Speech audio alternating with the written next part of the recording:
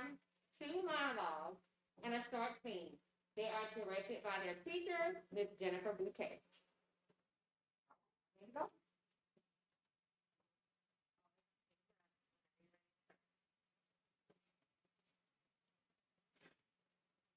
Just a little closer. This is wrong on so many levels. People do it all the time. Really? Who? Just a few more steps.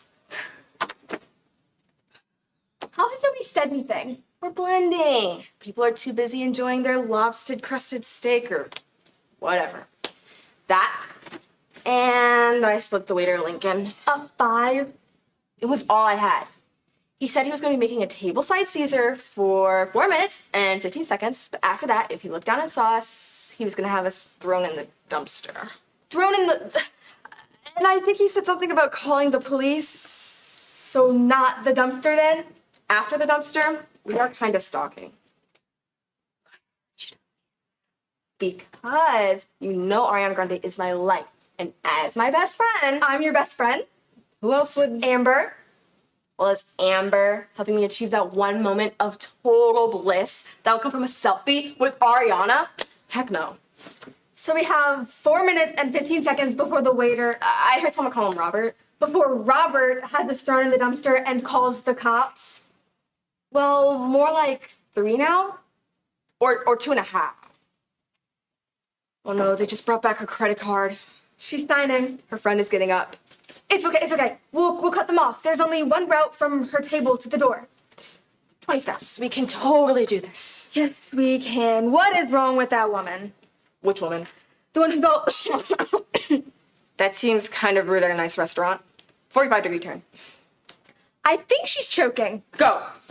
Wait, what? She's definitely choking. What do we do? The waiter in the corner will help her. He sees her. He's getting Ariana's coat. No, this can't be happening.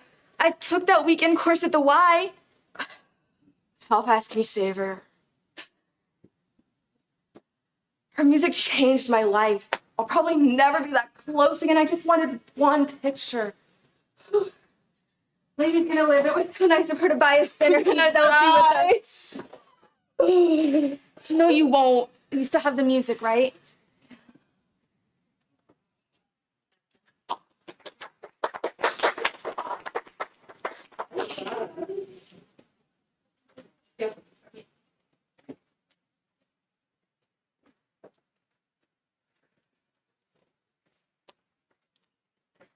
There's a kind of loneliness, I feel.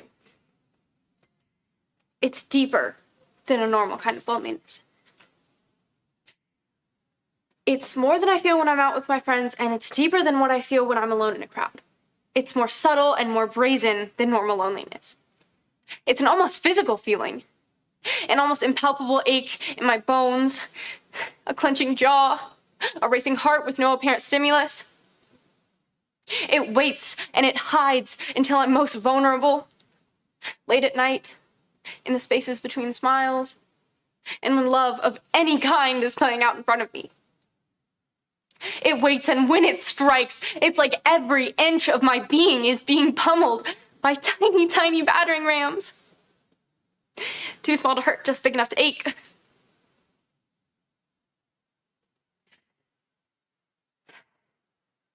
Worse than all that, though, is the knowledge. The knowledge that I would be so easily cured by the touch of your hand, by the feeling of your arms around me, by one look that says more than any words ever could. The knowledge that the cure is right there in front of me. But unknowingly, unwillingly, you refuse to give it. The worst part of this loneliness, I'm causing it.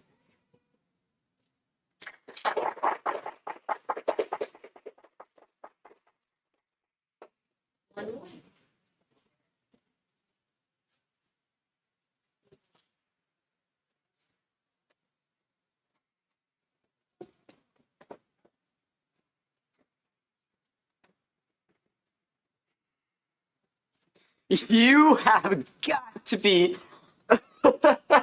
Okay. Let me get this straight. let me make sure I have all the facts. I have no dreams. I am not capable of having any dreams. And now I'm jealous of yours? Chelsea, you have known me your whole life. When have I ever expressed any interest in being a movie star? So why would I be jealous? You have no talent. Zero.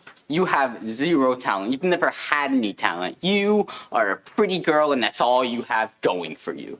And you're not even that pretty. Tom doesn't think you're special. You're not the only one he talked to, Chelsea. You're not perfect for the part. You're no more perfect than Shelley Elkin or Melissa Weaver or Christy Rogers. He talked to all of them. He told all of them they were perfect. He talked to 30 girls in the town. Okay, listen. You're all going to the audition tomorrow, and you might get the part. Okay, you might. But you might not. And I'm guessing you won't, Chelsea, because you're not that good. You can't act.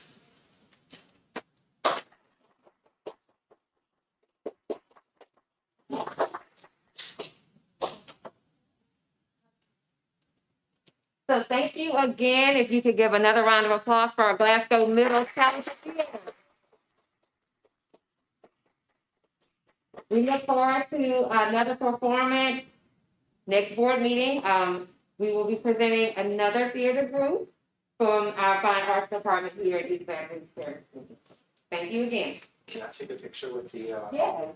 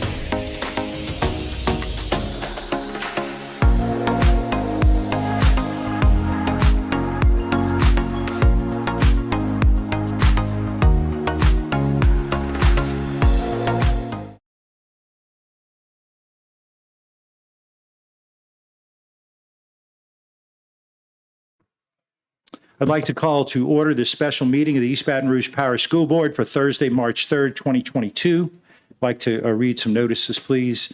The public will be allowed to attend at a reduced capacity that complies with CDC guidelines on social distancing. Once the capacity has been reached, admission into the meeting space will be closed. Mask wearing is optional. All audience members are encouraged to adhere to CDC guidelines on social distancing. The special meeting scheduled for March 3rd, 2022 at 5 p.m. will be streamed live via YouTube. The link to watch the meeting can also be found on board docs or on the school board's website. A period for written public comment will be provided before the meeting as well as before each action is taken by the board on an action item. Individuals wishing to make public comment about any of the posted action items will need to click on the agenda item in board docs and submit via the highlighted public comment hyperlink on the agenda item details. Online comments are available for public review. So now we'll start with the invocation, who will be led by, I need a volunteer, because our board members, not anybody want to go? I'll go. Oh, you do it, Ms. Ware-Jackson? Yeah, Ms. Ware-Jackson, thank you for volunteering. And the Pledge of Allegiance will be led by Board Member Gode. Please rise. Father, we thank you, Lord, for your presence, Lord. We thank you for your guidance. Lord, lead us as we make decisions this evening. And Father, we trust you with all our hearts. In Jesus' name, amen. Amen. Please repeat with me. I pledge allegiance to the flag of the United States of America and to the republic for which it stands, one nation, under God, indivisible, with liberty and justice for all. Thank you, and thank you, Ms. Ware-Jackson, for stepping up on that. We will now move to roll call. Madam Secretary, please call the roll. Board members, I want to remind everyone to log into Board Docs under the special meeting. And you will log out and log into the committee of the whole when we're done. District 9, President Tappan. Present. District 4, Vice President Collins. District 1, Mr. Blue. Here. District 2, Mr. Lannis. District 3, Mr. Howard. District 5, Ms. Ware-Jackson. Present. District 6, Ms. Dyson. Present. District 7, Mr. Gode. Here. District 8, Ms. Bernard. Present. We have a quorum. I am having a little trouble logging into Board Docs. Okay.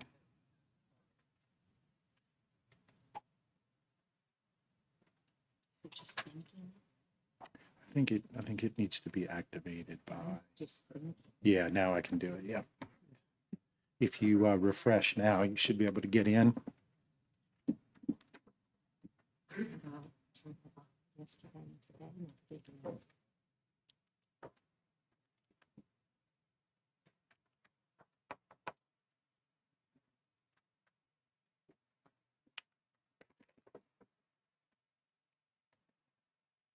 Give everybody an opportunity to. We move now to item C1, consideration of a request for the approval of an amended redistricting plan timeline to allow for a new adoption date. Moved by Mr. Ballou, seconded by Ms. Bernard.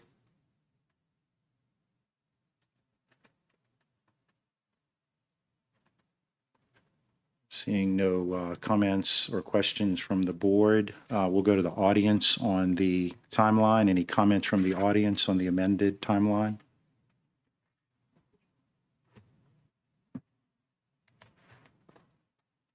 Seeing none, back to the board. Ms. Ware-Jackson. Thank you, President Tapman. In looking at the timeline and the date that we adopt and thinking about previous redistricting times, will we have an opportunity to present these maps in public forums before the adoption? We've got between the 3rd and the 30th. So are we going to have some input on the maps that we choose? Good evening, Ms. Ware-Jackson. Yes, ma'am.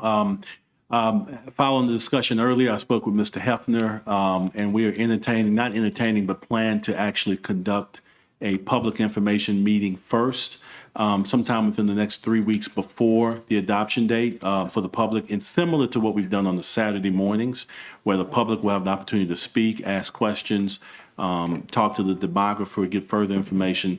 And then the plan is then to hold a public hearing the way we've done so in the past, which is the same day as the adoption date prior to the special meeting.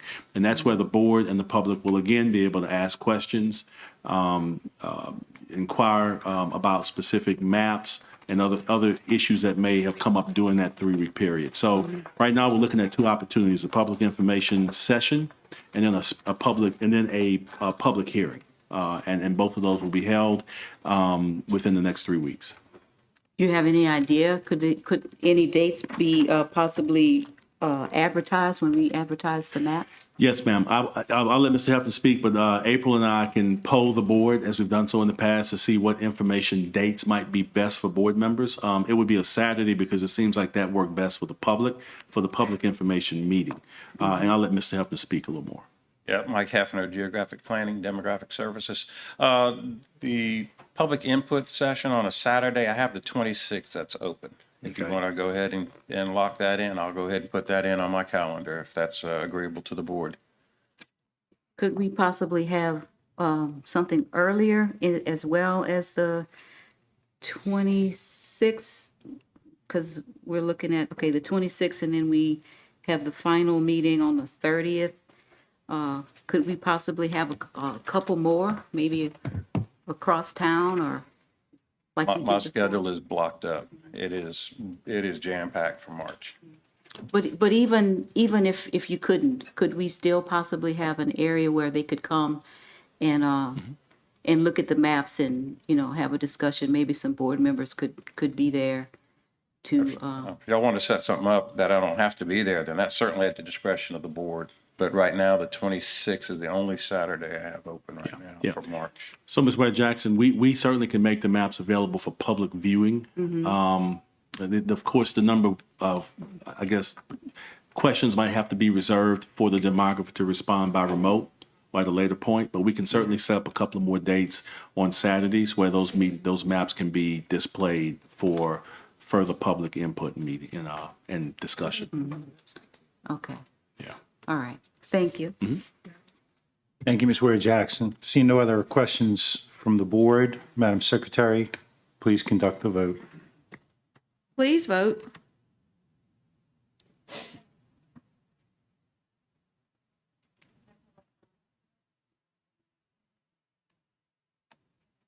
Oh, sorry.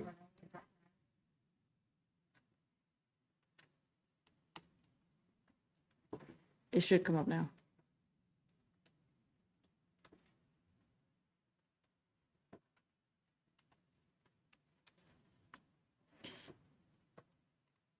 The motion carries. Thank you. We move to item C2, selection of maps, consideration and discussion of the selection and approval of the publication of maps for redistricting. Let's see if I have Mr. Baloo. Thank you, Mr. President. I'd like to move that we include all of the maps for publication. I know there was a lot of work put into them, people in the public as well as board members, and unless there's any that have been submitted that the submitter no longer wants them included, I'd like to see all of them included. Yes, sir, and you're in order because there's no limit to the number that you can put up, so you can put them all up. So Mr. Baloo has has nominated, is that the right term? Selected all of the maps that have been developed in this process. Somebody wants to nominate a map twice. See, no further comments from the board. We now go to the audience on comments. Well, Mr. wait. Tapman, just from a process approach, we're handling this in the same process as we nominate officers. And so you would entertain a motion to close the floor. Okay, for good. the That's selections right. with a second and then comments. Okay, so I move, motion to close the selection of maps moved by Ms. Bernard and seconded by Mr. Goday. Seeing no board members who wish to speak on the closing of go ahead. Yeah, okay. Yeah, go ahead, Dawn. Tell me if this is not appropriate. I just wanted to thank my colleague for, like you mentioned, the public put a lot into giving feedback, and so I'm glad to see us be very inclusive, and so thank you. Thank you, Vice President Collins. Seeing no other comments from the board, we go to the audience on the closing of the nomination of the selection. Sorry about that. I'm a little stuck. Selection of maps. Any comments on the closing of the selection of maps?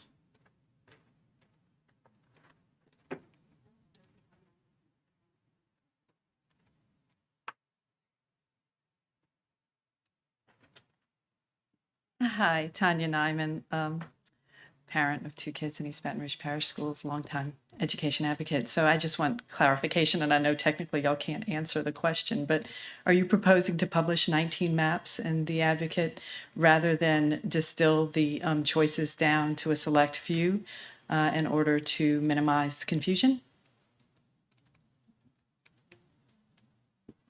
I think the answer is any member can nominate maps. Mr. Blue nominated, and as many as they want. Mr. Blue has nominated all of them. There is no mechanism to unnominate them or to unselect them. So yes, that's where we are.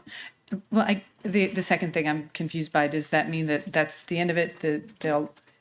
I'm sorry, the Robert's Rules of Orders often confuses me. So where do we go from here? Okay, so if you don't mind me jumping No, I don't in, we're handling this in the same process as we handle nominations of officers. Once a second, we have a motion and a second, and now we're hearing public comment. Once this matter closes and there's a vote of the board, the next motion will then be to authorize the publishing of these maps, and that'll be a second action of the board, which will take all maps selected in this process and publish them with the approval of the board.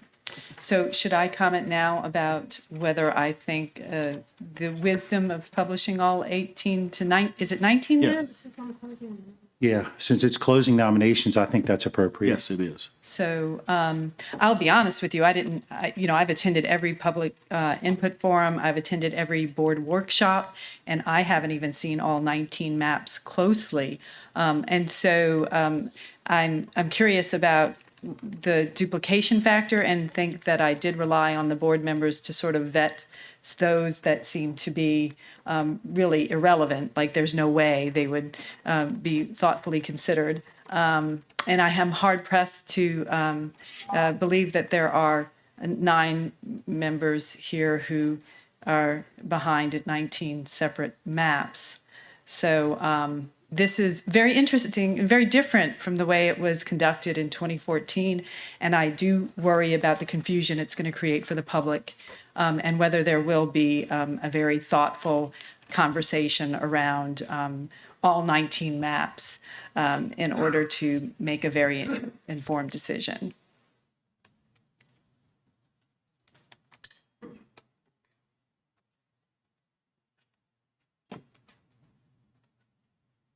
Good evening, Jennifer Harding, District 5. I just want to echo, I'm actually like almost at a loss for words, which is something for me, because 19 maps, I too attended all the meetings. However, I was only able to attend one in person. So I had to try to follow online with the video footage of the forums and of your board workshops, and trying to find information on the website, which has not been updated. Since the very first forum. You only have footage from one forum on it. So I'm cautioning you. This is going to create a tremendous amount of confusion. I am a person who is very actively engaged in trying to follow the workings of this board. Most people don't take the extra steps that someone like me does. We haven't really heard you publicly debate the merits of any maps. We've had a lot of conversations about demographics and how we're using demographics, but we haven't actually seen any public facing debate on any of these maps. And then I'm, hearing that we're maybe not going to have another meeting until we actually vote on it. until you actually vote on it. And so this is not a good look. I'll just leave it at that.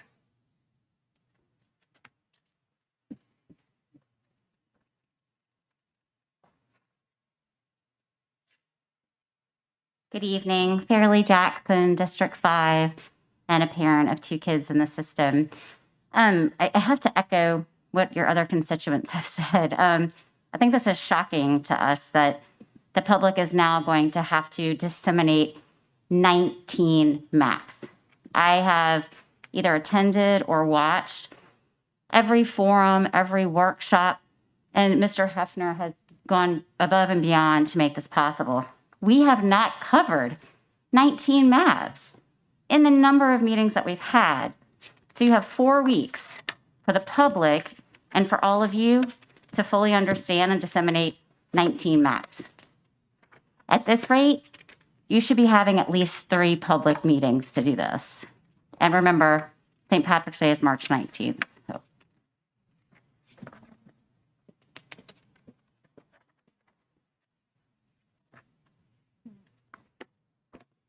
Seeing no other comments from the public, we move back to the board. Ms. Bernard. Thank you, Mr. President. I want to thank my colleagues for making the motion and for seemingly agreement, I think, among the rest of us. I personally attended 2 of the workshops that were held for the public, and I watched one online. I attended one of the board workshops, and the other one I watched online because I had a conflict that day. So I was either present or watched all 5 of the meetings.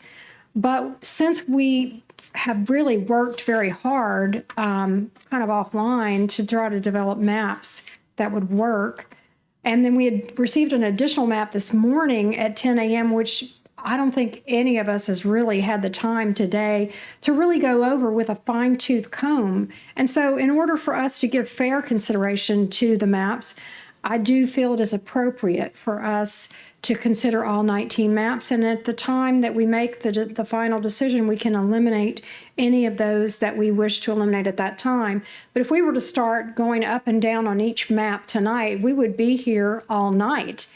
And I want to give it the correct consideration. I want to give it the time that it requires. I have constituents here in the audience, and I think that they probably are in agreement with me that they want me to make a deliberate and fair choice in drawing these lines. And so they don't want it to be rushed. And I do think it's appropriate for us to consider all of the maps at this point.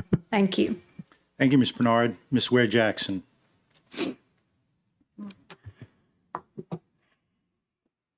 This is more of the same. This whole process has been very confusing, so why not just keep the confusion going?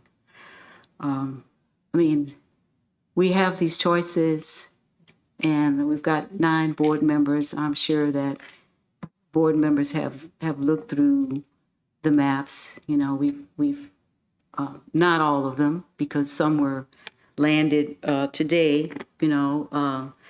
We don't know where they're coming from. Most of them are untitled, unless that's changed. I think that it's a mistake, but it's probably something that's been thought about for a particular reason. But I think that the board could make things a lot easier if we just truly said which maps we want to that we want to seriously consider. And it's true, there is not enough time. We have a tight timeline. Only one meeting, and it's going to be just before the Saturday before we make a decision to really go through all of the maps with the demographer present. I think it's a mistake, and I think we could do a lot better than what we're doing this evening and what we have done in the last 6 to 8 months since we've been looking at this.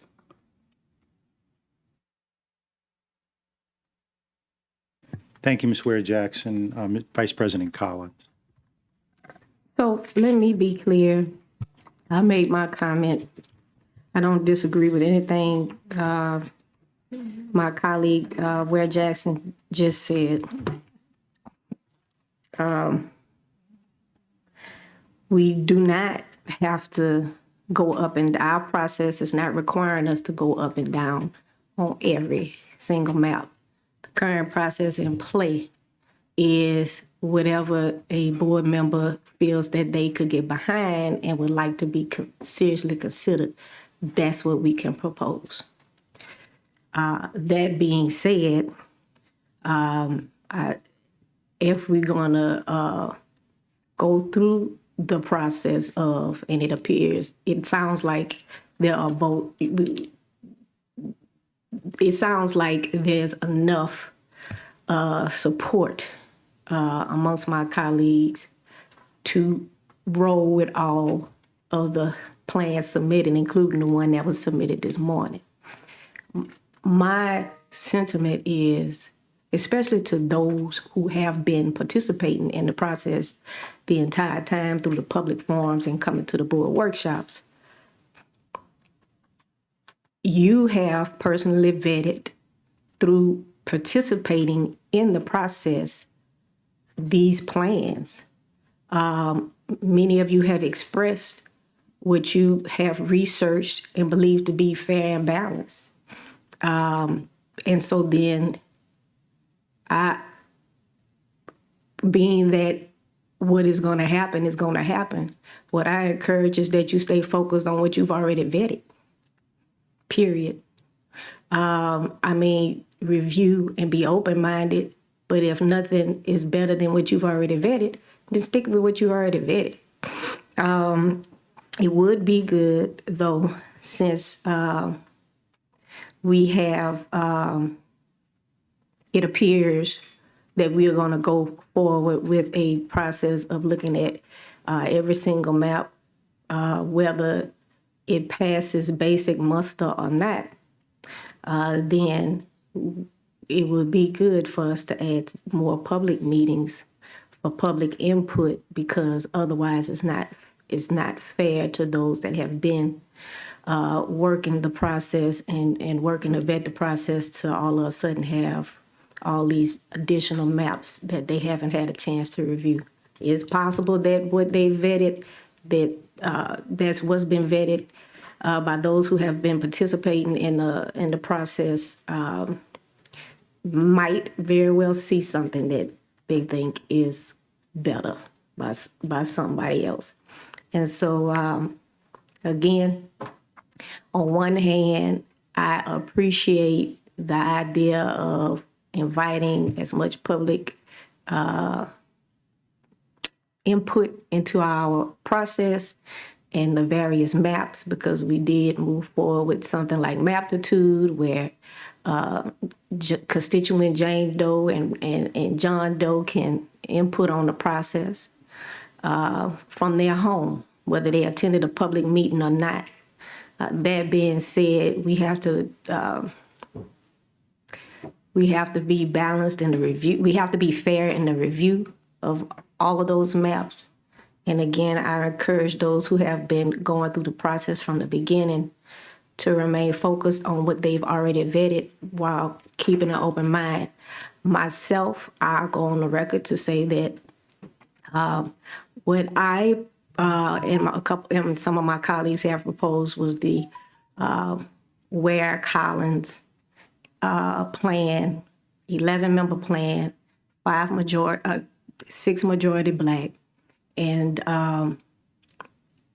I also, because James Finney is my constituent, and as I have said a gazillion times over, he's my favorite constituent, unless my other favorite constituent is in the room, because there has been overwhelming support for his 15-member plan, then I am also interested in having dialogue and conversation about that, because it's a respectable, viable option.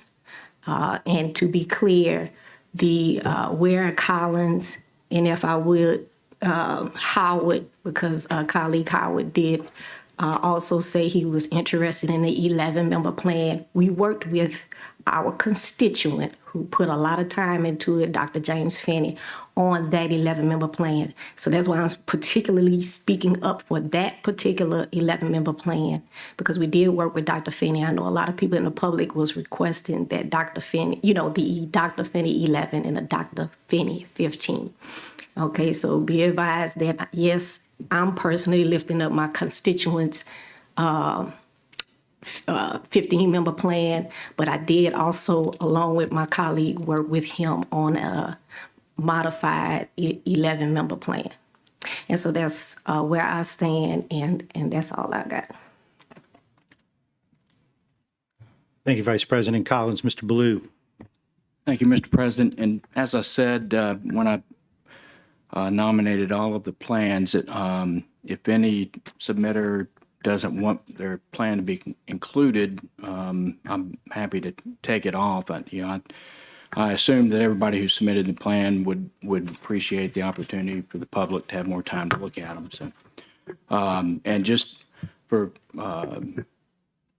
for clarification on the plans, I don't know who did all of them, but I submitted 3 plans, and those were they're listed public plan 12, 20, and 22. I did 3. I couldn't reach Dr. Finney's production, but I did manage to submit 3 plans. So, but again, if anybody has one that they no longer want to be considered, just let me know.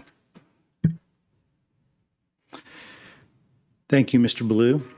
Board is clear. Madam Secretary, please call the roll on closing the selection of maps. Can I get a point of Sure, you can do anything clarity? you want, Vice President Collins. All right. We're voting on is to close Nominations. and it's called selection. Okay. And then we'll actually go to the motion to publish the plans. All right. Because we don't deal with nomination type votes often, and so I want to make sure I'm clear procedurally.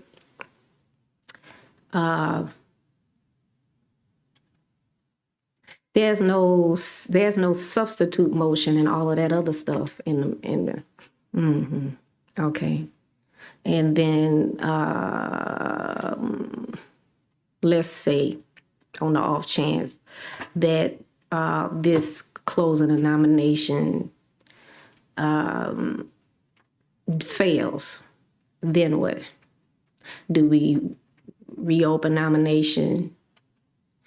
And maybe somebody says, oh, I just want this plan and this plan. But if someone once again says, you know what, let's roll with all of them, then both of those are on the table, right? It's my understanding, the way we set the process out, anybody can nominate any plan they want and as many as they want. Okay, I'm just making sure I'm clear on the process, and also that the public is clear on the process, and those who express concern about they thought it might be confusing, et cetera, et cetera. The nature of the vote in the process is what it is. Okay, and so thank you.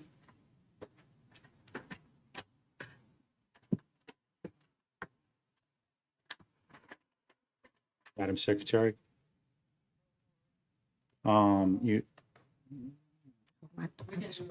Yeah, because I'm. Yeah, machine vote.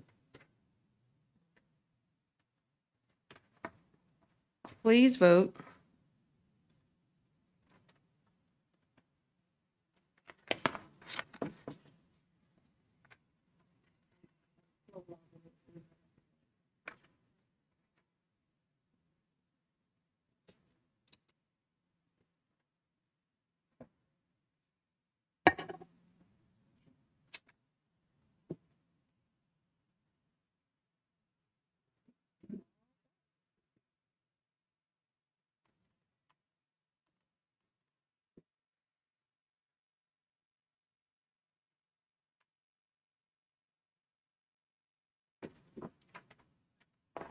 We might be doing.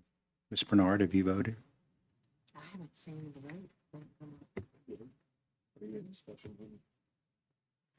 Your roll call. Good. Okay. We can do a roll call. This is for the closing of the selection of the maps. District 1, Mr. Blue. Yes. District 2, Mr. Lannis. Yay. District 3, Mr. Howard. Yes. District 4, Vice President Collins. Yay. District 5, Ms. Ware Jackson. Yes. District 6, Ms. Dyson. Yes. District 7, Mr. Gode. Yes. District 8, Ms. Bernard. Yes. District 9, President Tapman. Yes. We are now on the original motion by Ms. Bernard and Mr. Gode for the publication of the maps.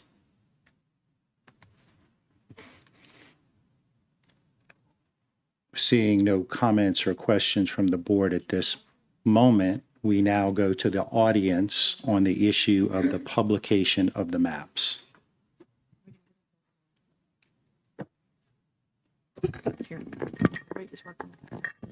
Hello again, Jennifer Harding, District 5. So if you're going to publish all 19 maps, then I would ask that they're labeled.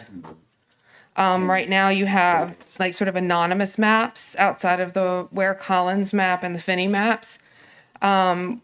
Someone's map came in at 10 a.m. today. I'd like to know who that was.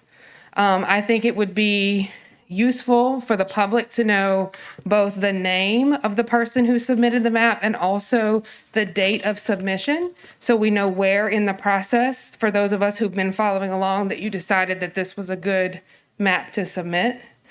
I would suggest that you should strongly consider having more public meetings or a 5-hour meeting to go over 19 plans, because the public is going to expect, if you really are truly saying you want us to digest and have a dialogue, because a dialogue happens when we're both in the room together.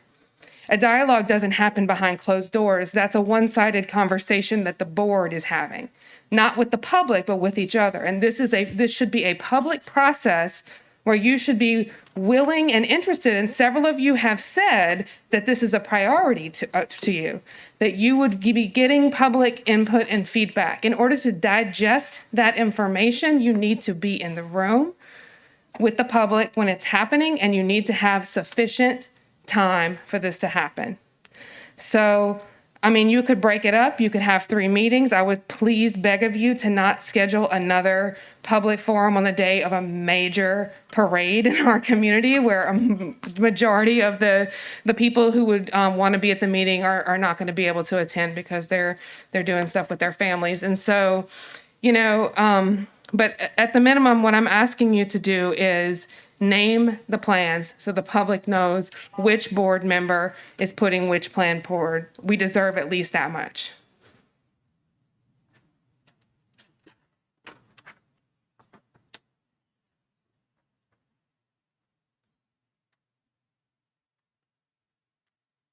Good evening, Tanya Nyman again. And I want to talk about the way in which you publish the maps, and I'd like to ask you to put gold stars all around the Finney 15-member plan so that people can know to take a great look at it and to understand why it is so very important that we increase the number of single-member districts in our school board map.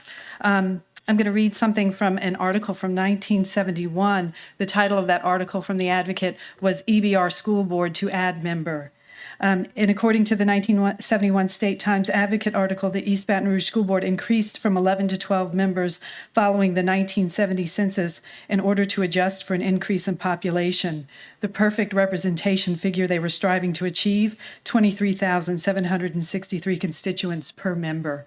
We are almost 20,000 more beyond that, which is comparable to the size of a state house legislative district. It is far beyond the normal within Louisiana, and it is a strategy. It was a the practice, the standard practice that has been forgotten over the last 50 years.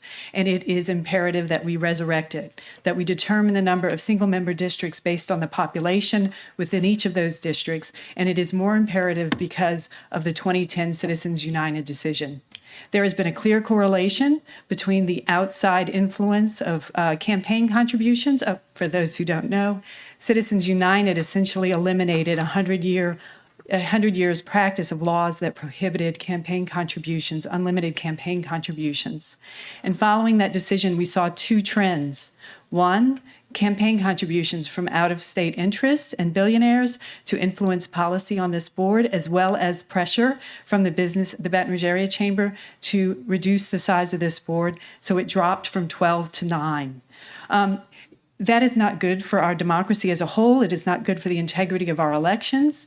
3 of you were unopposed in the last election because who can come up against billionaires who are putting in $100,000 to $125,000 per school board race?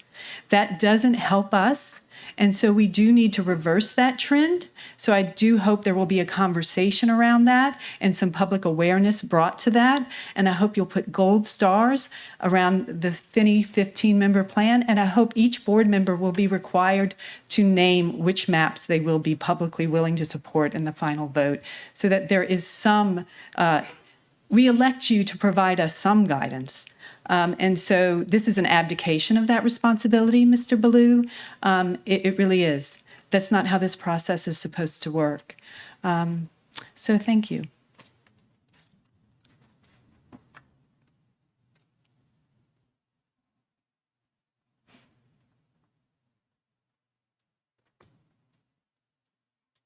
Shirley Jackson, District 5. Going back to the 19 plans being published, I feel like you kind of did this backwards. Perhaps you should have voted on a timeline after you all agreed that 19 plans were going to be presented to the public for the first time in several months. This is incredibly disappointing. I do not see how you can follow your March 30th timeline. I think you need to have another special meeting, whittle it down, allow for comment, and between those, there should be ample engagement with the public. Also, when this is publicized, 19 maps, one time, no. I encourage you, yes, it's going to be expensive, but this is your choice. Please publish these maps more than the one time. Further, the website.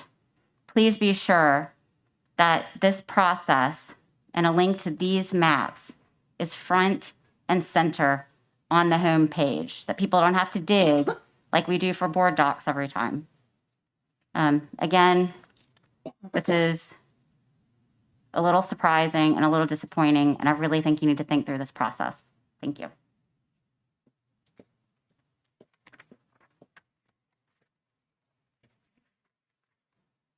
Seeing no other comments from the audience, Vice President Collins. So look, I actually want to go on record of apologizing for my initial comments. Because much of the process has been very convoluted.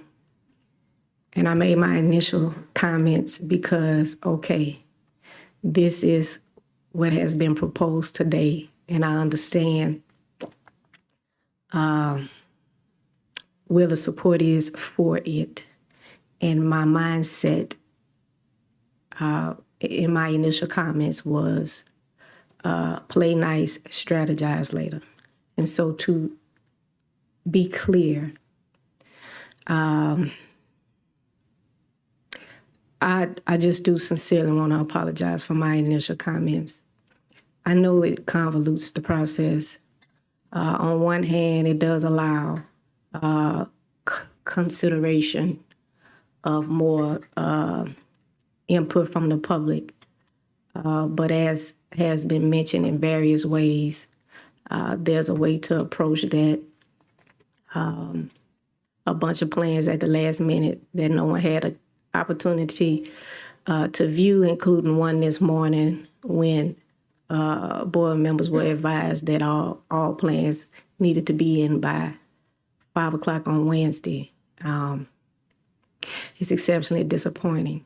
That being said, when I asked for clarification on the process, the reason why I voted yay is because a vote no, even if I would have got all the even if it wouldn't have passed, we would still be dealing with re-entry of the idea of all 19 plans being introduced. So my thinking is simply move forward, understanding what the playing field is, and just stay focused on the research that you've already done as you've participated. And I've been clear about which plans I support, and I'm sure my colleagues don't mind doing the same. So thank you. And again, I apologize for my initial comments. Thank you. Thank you, Vice President Collins. Mr. Lannis. Thank you, President Tabby.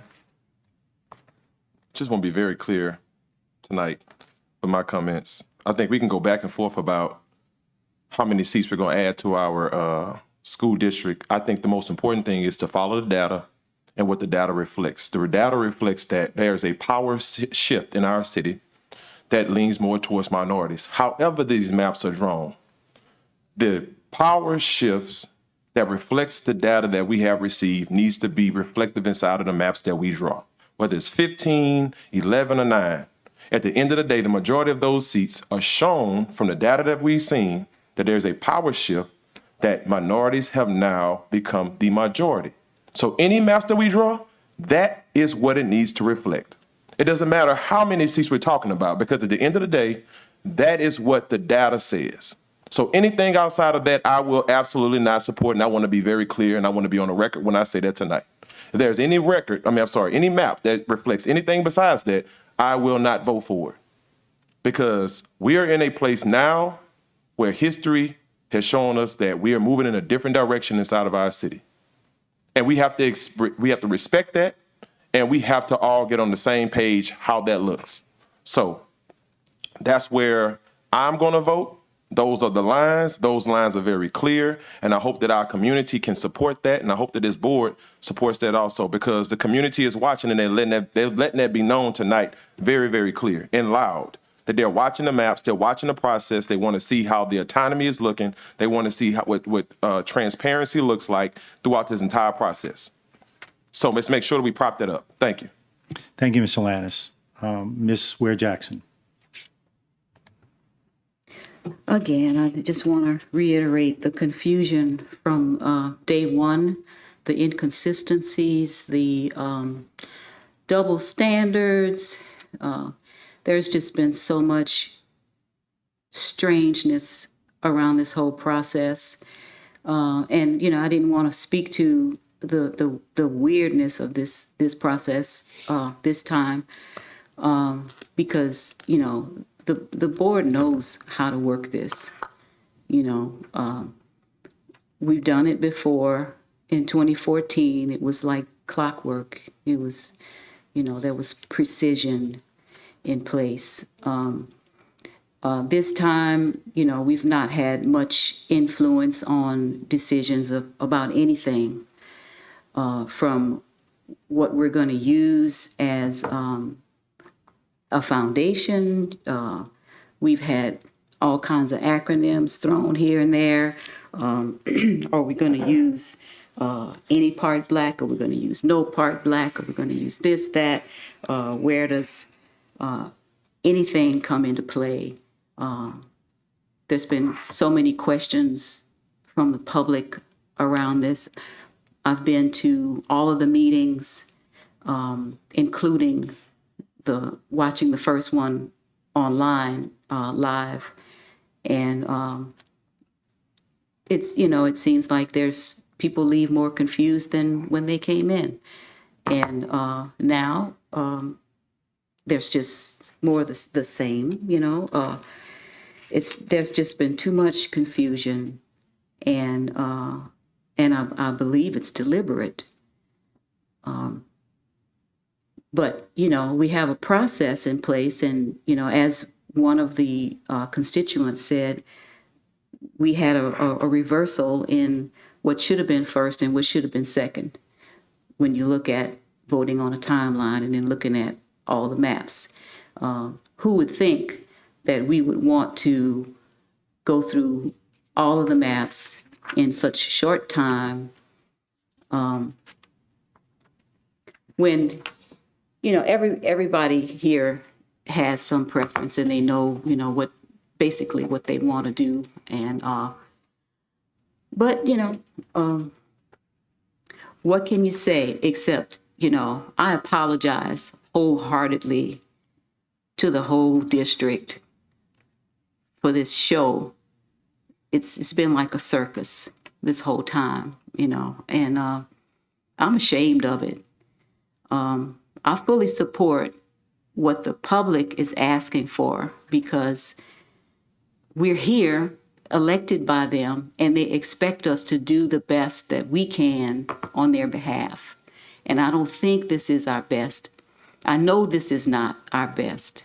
This is probably the worst we've done, in a very long time. I can't think of anything that's more important than where we are right now. And we're really not taking responsibility and doing our jobs here. We're in these positions, these governmental positions, and we're here to represent people. This is the most important time that we hear what they're saying because this is all about the people. It's all about the demographics. And I think it's a real disservice. And that's just been red flags all over this thing. So I apologize to you, and I do support the Finney 15 and the Ware Collins 11 because that's what people are crying out for, and for a long time, loud and clear. Thank you. Thank you, Ms. Ware Jackson. The board is clear. Madam Secretary, please conduct the vote.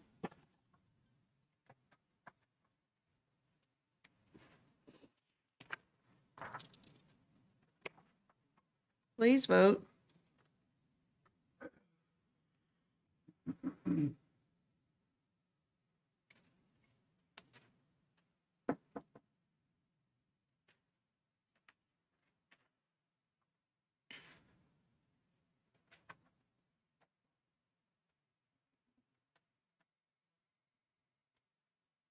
Mr. Lannis, are you in? Try refreshing.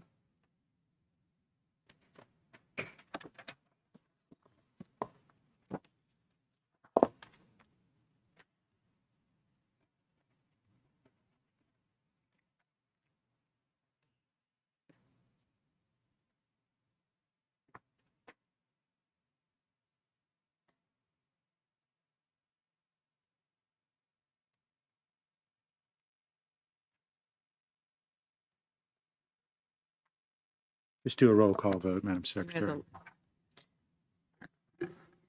District 1, Mr. Blue. Yes. District 2, Mr. Lannis. Yay. District 3, Mr. Howard. Yes. District 4, Vice President Collins. Yay. District 5, Ms. Ware Jackson. Yes. District 6, Ms. Dyson. Yes. District 7, Mr. Gode. Yes. District 8, Ms. Bernard. Yes. District 9, President Tapman. Yes.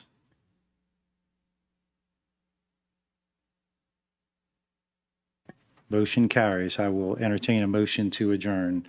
Moved by Mr. Gode. Let's take a second, board, if you will, to log into board docs, and then we need to get staff in. So maybe about 5 minutes. Is that cool? Okay.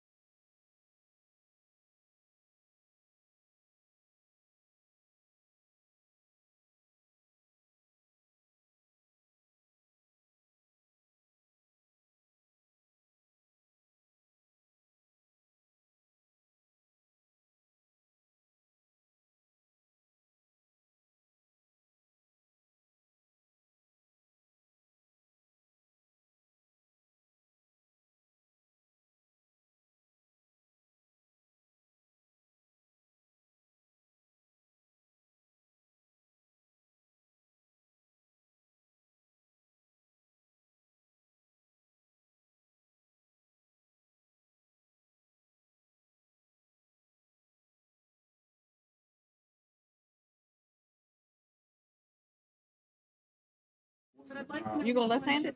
Yeah, I'm left-handed.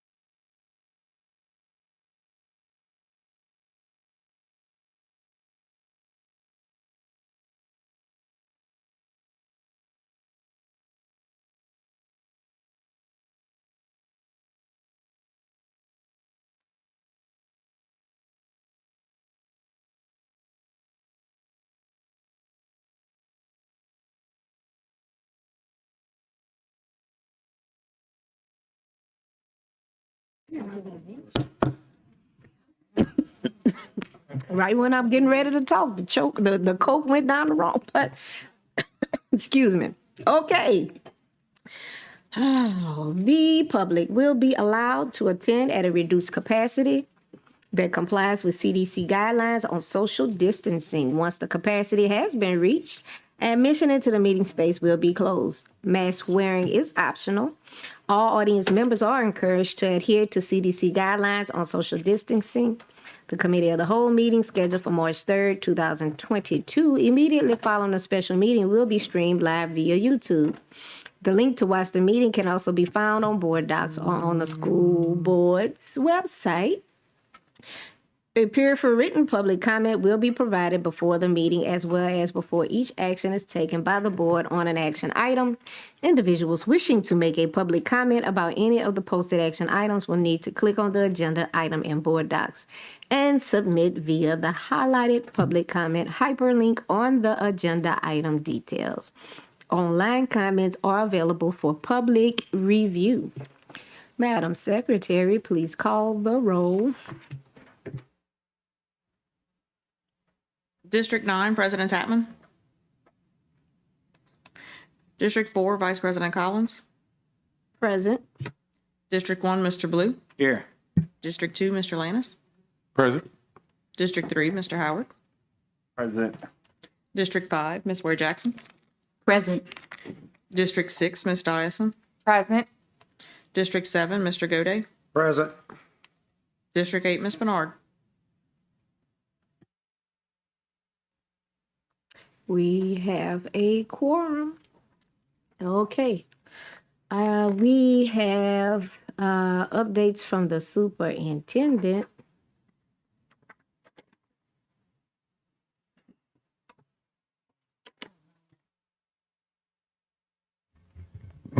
Thank you, Madam Vice President.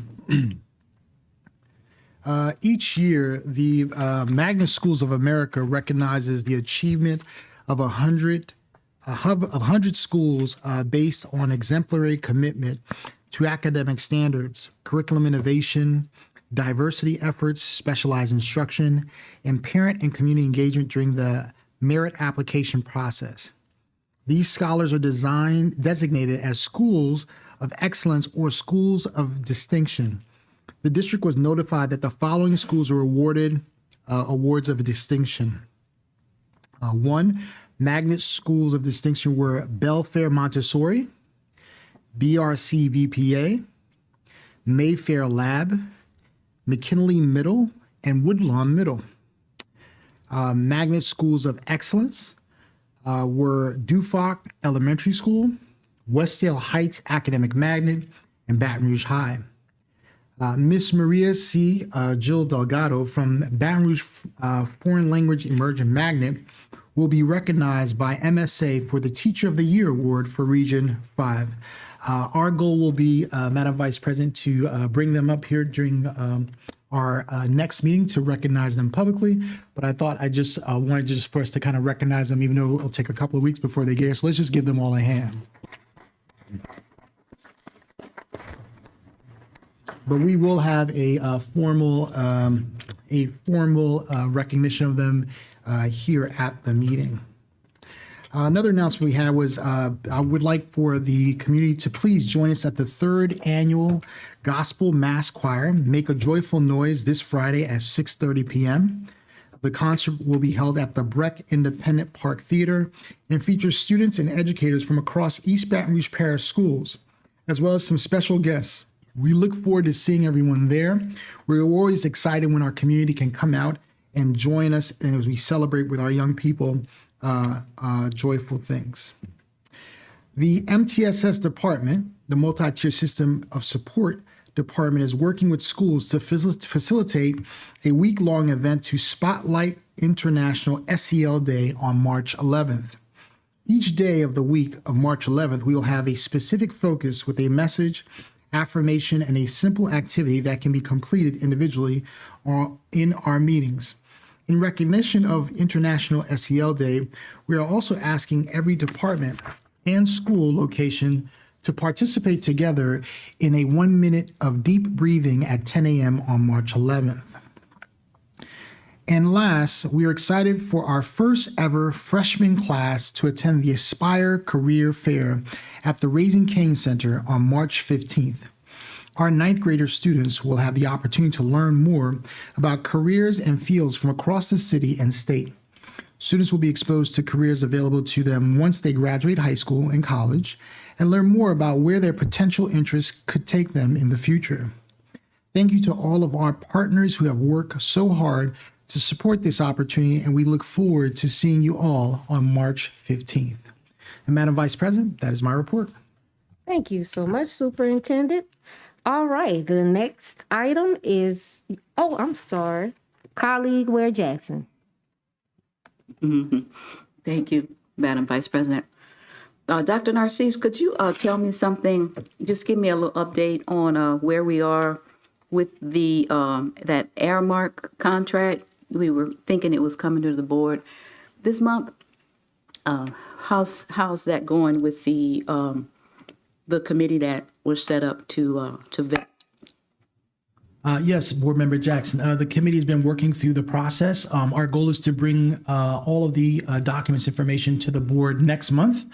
So we'll have that in our COW, and also the board will have the opportunity to go through the process of voting at the board meeting. The teams have been meeting, doing their scoring and those things. And so we'll be prepared to present that to the board in next month's meeting.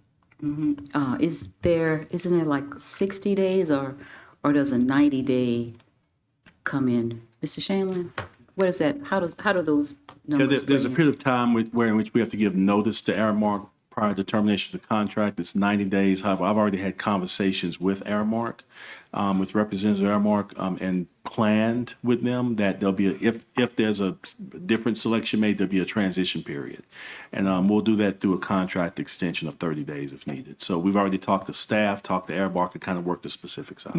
Yeah, that's what I'm afraid of. We've had some experience in the past with that. This can kind of gets kicked down the road, and just from having my ear to the ground on some of the rumblings around in the public around that. There's always fear that the ones that are here will the ones that are applying will be discouraged, and think, oh, they're kicking it down the road again. We've kicked it for a long time, and what I'm hearing is we need to stop kicking it. So I would just hate for us to get caught up in a situation where we gotta roll it down and do an extension and all of that. So so I'm looking forward to it and hoping that we won't have any surprises like we can or we have with some of the recent RFQs. So thank you. Thank you, Board Member Ware Jackson. Seeing no other requests to speak, moving forward with item C2, Seymour Construction Management at Risk presentation.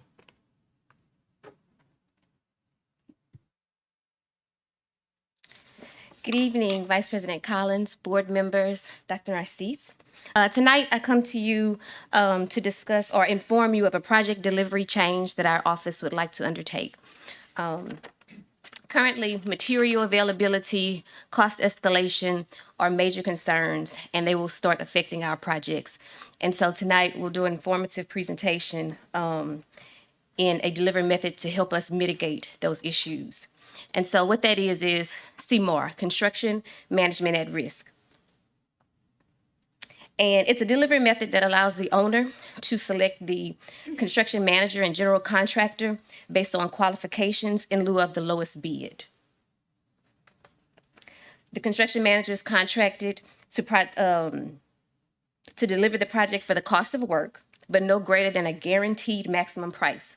The fee for that can be based on a percentage or a lump sum.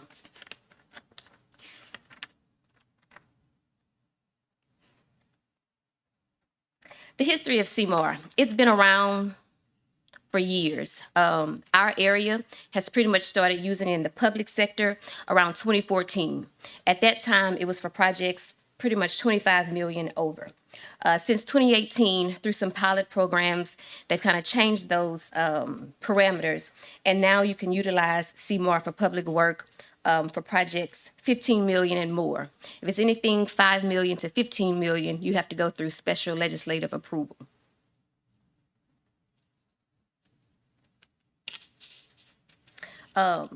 Here is basically just a comparison of some of the main delivery methods. We typically use design, bid, build, but there's also construction management at risk and design, build. The contractual format or structure of design, bid, build has been that the architect and their consultants are contracted directly to the owner, and then the contractor and their subcontractors, separate contracts, are directly to the owner. That same thing would happen with CMAR, which is opposite of design, build, where the architect falls under the general contractor, and there's one contract to the owner.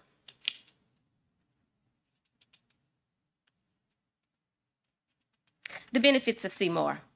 It gives you greater transparency. At that point, the general contractor is at the table throughout the design process. So as we are going through design phases, we're able to get feedback on various building systems and the cost implications for those systems as we're going along with that design. It limits the number of change orders. So unless it's really a change that is initiated, that's cost from the owner, any known or things that cause a change order, at that point, it's the risk of the general contractor. Cost estimating, again, throughout that design process, at the end of each phase, we will have the contractor there, and they will be able to give us cost estimates at the end so that we're not moving on to the next design phase until we've confirmed that we're within budget based on what we have. And then scheduling. There's some advantages to where we can start the contractor earlier on with site work and things of that nature, where as they're finishing up the construction documents, the contractor is able to proceed and do site work. So you have some efficiencies in scheduling of work as well. Opportunities to procure materials earlier. Again, the contractor is on board. If we have issues with lead times and things of that nature, because the contractor is on board earlier, they're able to kind of get in front of those issues. And then it's just increased collaboration. And that goes back to what I started off with was the contractor is at the table. So as we're vetting out building systems through design, they're there to give feedback on what the cost implication and constructability of those things would be. How does it work? The construction manager, they come on board and basically conduct pre-construction services. And this is for an agreed upon fee, and that's what yields your cost estimates and things throughout design. Feedback on the cost and constructability, one of those same benefits that I just brought up. And then there's still a competitive bid. So although you are selecting the general contractor based on qualifications, there is still a competitive bid process when he's vetting through cost estimates with his subcontractors. So you're seeing what subcontractors they're going out to, what those different costs are that the subcontractors are presenting, and you're able to, again, it's just greater transparency. And then final construction documents, they're priced on a guaranteed maximum price. So the risk, once we get into any issues, should there be any, goes to the general contractor.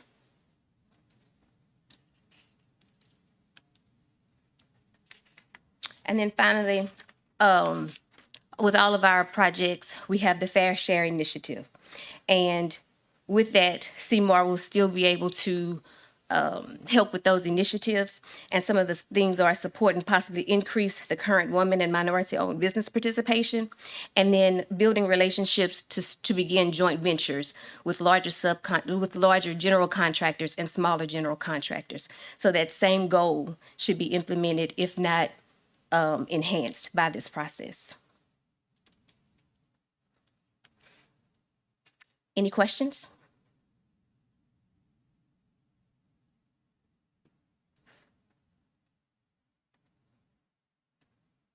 Board Member Godey. Yes, thank you. Thank you very much for the presentation. Just so I can make sure I understand exactly what you have in here. So on a particular project, and I just want to go regular versus the CMR. Mm-hmm. So we have a project, and today we select an architect, and the architect starts about doing his thing, but we don't select a general contractor till much later in the process. And so that general contractor and the CMAR would be part of the original team working on the design. Is that correct? Mm-hmm. They would still come in. Okay. Correct. So we would pay them a fee for that, for doing that. So that's a fee for service. Correct. And then, so now we have a plan that we're ready to go out and build. We've already selected them as a general contractor, correct? Correct. So how is that price set for what they're going to bid? How do we come up with how much do we pay the general contractor for constructing the building? Well, it's based on, there's some industry ratios, basically. And we Okay. look at, same as we have kind of the design fee curve when it comes for designers, that same thing would be looked at for the general contractor when we set that fee. So so it's going to be basically a cost plus a percentage on top of that. Okay. So that's how it's going to be done. So the real difference here is we're selecting the general contractor up front instead of selecting the general contractor after the design is done. So the general contractor has input on the design. Correct. Is that the basic difference? Okay. I just wanted to make sure I understood it all. Okay. Thank you. Seeing no other requests to speak, that is all. Thank you very much. Okay, moving forward with item C3, presentation on facility master plan task force update. Ms. Monique Scott Spalding. Madam Vice President, I'm going to say a few things before Ms. Spalding comes up. Thank you. Just wanted to make sure that the public was clear on the steps that we have had to take concerning the facilities master plan. As Ms. Spalding, who's our Administrative Director of Facilities, comes up and talks, the information that she's about to share is a result of the suggestions and recommendations from the Facility Master Plan Task Force. As many of you may know, there is a task force that was put together that consists of many sets of stakeholders, and Ms. Spalding will talk through that. And then the suggestions which Ms. Spalding is going to provide are, those recommendations are being provided to me as a superintendent and the public, which we wanted to be aware of the process. These recommendations will be shared with the company that is ultimately chosen to formulate our facilities master plan and will help inform their final recommendations. Upon receiving the final report and recommendations from that chosen vendor, we will submit a formal request and suggestion to the board. Please remember that these are only recommendations, not action items. And so just wanted to make sure that we are all aware of that process as we're continuing to move things forward. Part of the plan when I came on board was to ensure that we were moving the plan to a facilities master plan as we get closer to that. And then those recommendations will be provided to the board through our process. Ms. Spalding?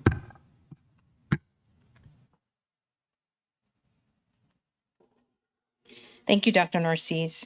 So I want to just echo what Dr. Narcisse said. This group, it was identified in the facility study that there would be a task force created with community members, and that timeline would happen by the beginning of the year. And just so you know what happens next, you approved the RFP for a vendor to support building that facility master plan.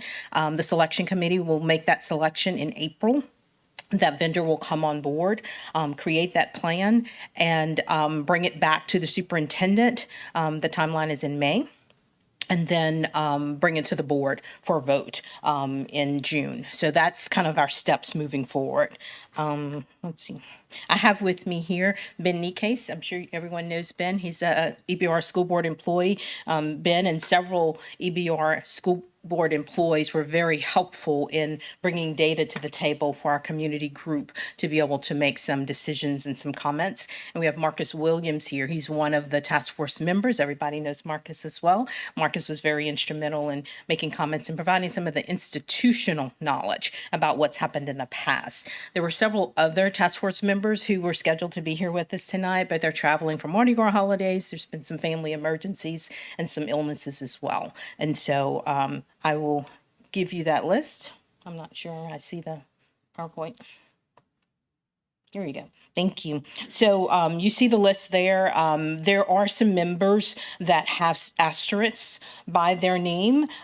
They did not attend the actual meetings, but they provided data for the meetings. And so you'll see Judith Anderson there from CSRS. We use her for the facility study from Judith and a lot of the data from her work to be able to inform this group. The others there are community members. You probably recognize their names. And they are working with us to be able to help with some of the data. Ms. Spalding, I'm sorry. Would you mind going through the list just so people can get a sense who is on the committee? Sure. So again, Miss Anderson is with CSRS Tillage. Miss Bloss is an EBR school board employee. She's a principal. Marlon is with our communications and community engagement. Tanisha Ellis is with the chamber. Perry Franklin is a community member as well. Darrell Gissel is from the mayor's office. Trey Godfrey is with the chamber as well. Brad Gayrin, many of you are familiar with him. He's an architect in the community, actually a former school board employee, and has worked on a lot of projects with the district. Grady Hazel is the chairman of the oversight committee. He was very helpful in giving us information regarding that process.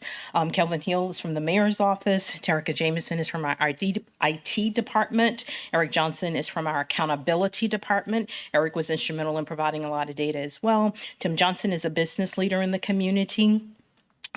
Chloe Malvo is actually my employee in the facilities department. He's was able to talk to us about several of the issues related to deferred maintenance in the building, several of the issues related to asbestos, and he's our safety officer. Of course, Ben Nikes, Dr. Petrie is a principal in the district. Mike Polito is a business owner in the district, a community leader and an education advocate. Ms. Porter is a district employee. Myra Richardson is a community advocate and a leader in North Baton Rouge. Hank Siraj is a realtor and has served on several boards. He was very instrumental in helping us with some valuations of projects, and he had a good handle on what's happening in the community and some of the movement in certain spaces. He gave us good ideas about some of our buildings and who we could approach to repurpose some of our vacant buildings. Of course, my name's there. Mrs. Sinclair is a district employee as well. Liz Smith works with Baton Rouge Alliance. She's a former BRAC employee, and she's a parent of one of the students in the charter schools, and so she brought that perspective for us. John Spain is with Baton Rouge Area Foundation. Padma Basavi is actually the incoming board chair of our foundation. She's also a community member who's really engaged with EBR and our work. She has 2 students in EBR as well. Sarah Walker is from the Baton Rouge Area Foundation. She's also a parent in our district. Reverend Don White is a lawyer. He's a realtor, and he is clergy as well. So he brought a very good perspective to the room and just kind of level setting what's happening and how we move forward and forming the guiding principles. And of course, Marcus is there as well. Okay. principles that were used to kind of inform the group. I'm not going to read these to you, but I will share with you that some of the things that were highlighted was it was important to the group that we use metrics, making sure that we had a good outline, and you'll see some of the things there: operational costs, utilization of the building, academic programming, school performance. Metrics are important. The group specified that decisions should be guided by those metrics. Census data, crime statistics, and all population shifts, all of that information, even layered with charter school data, was important to this group to make sure that we have a comprehensive view of our educational ecosystem. Creating a policy regarding asset management was important to the group as well, and definitely hiring a consultant. While I shared with them that we did have approval in an RFP to hire a vendor, it was important to make sure that those principles were listed so that the group knew that the superintendent would understand their concerns and thoughts related to the process. Accelerating demolition plans was something that I heard at each of the 3 meetings that we had to be able to talk through that.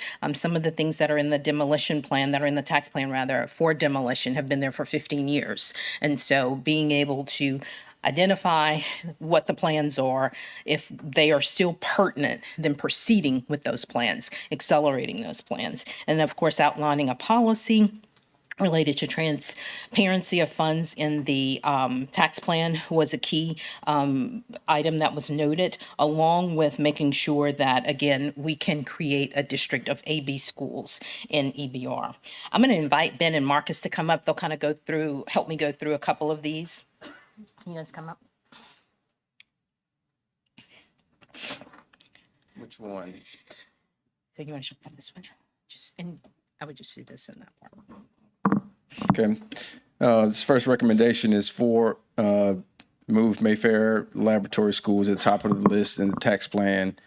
The metrics that we discussed were Mayfair Laboratory School is an A school with SPS score of 104.8, and school leadership, staff, parents, and the surrounding community are quite vocal about the need to build a new school. It is noted by several stakeholders that EBR PSS would increase its student population with the new school, especially by building the middle school program. It was also noted that the previous plan noted that Mayfair should align a little bit higher in the plan than it is. The next one, Ben, you want to do that one? The next one is a consideration to consolidate Northeast Elementary and Northeast High School. Again, one thing to consider is these are a lot of brainstormed activities. There's still a lot that would have to go into operationalizing or considering many of these, but that would be a consideration, and being able to do something with the elementary site as a contingency for, another option or opportunity. Thank you. The next one, as I mentioned earlier, is expediting the demolition plans. There's several schools that are on that list. Some of them will be repurposed with board approval. Greenville is one site that is being considered for community partnership. I'll mention to you that Jefferson Terrace, there's some interest from BRAC to be able to purchase that site. And so expediting those conversations so that we can repurpose those properties into commerce, or if we're going to use them as schools, was definitely something of consideration. You'll see here that there were other sites that had some previous discussions around how they could be utilized. Arlington, apparently there was some conversation with LSU about that. Eden Park, again, was a site that has been on the list for 15 years. There were some ideas about looking at the Choctaw site to be able to repurpose that to have a place where all of our buses could fit, so that we can maintain safety and maintenance on the buses and what have you. Nicholson Elementary, there's a couple of nonprofits in the area that are looking to purchase different sites. And so several people that participated shared the plans that they knew of that were happening in the community and brought that to our attention to potentially repurpose the site. One of the things that is near and dear to my heart, I will say, I was happy when it was elevated. We have a ton of modular buildings and FEMA trailers, a ton. Those are very costly to maintain in the district. We have a lot of them that are unused. And so that's just something I think that we can, move forward with to better utilize the funds that are available to the district. The next item was, and this was brought by some of our principals in talking about utilization of space, just kind of evaluating services. We have our superintendent's academies and our discipline centers, alternative sites, and their spaces are listed there in the metrics. The utilization is listed there, so is operational cost. And so just making sure that we are fiscally responsible with our spending, I think, is key. Darrell Gissel brought this one to the table, consideration of partnership with the mayor's office and third-party entities to expand pre-K services, making sure that we're increasing the pipeline of students into the district. And so I will share with you that the funding for Head Start is $7.9 thousand per student. The funding for Early Head Start is $14.6 thousand per student. And so there's some opportunities to be able to network and have conversations with the mayor's office. Mr. Gissel agreed to orchestrate that for us. And so we're hopeful that we'll be able to move forward with that. We already have a partnership with YWCA, and there's opportunity to expand that partnership as well, potentially utilizing some of our underutilized sites or sites that are just not in service at this time. So securing additional funding sources as an alternative to the tax plan. We discussed, obviously, maintenance and repairs. There's a limited amount in the facilities budget to be able to do that. Many people, there's a misnomer, many people think that that budget is really huge, and frankly, it's just not. And so there's not enough to be able to manage those. And several of our buildings are in disrepair. Deferred maintenance continues to grow every year. And of course, with everything that's happening with our economy, everything is more expensive. And so there's some opportunities to look at private equity consortiums, to consider additional sources of funding outside of the tax plan and outside of bond issue.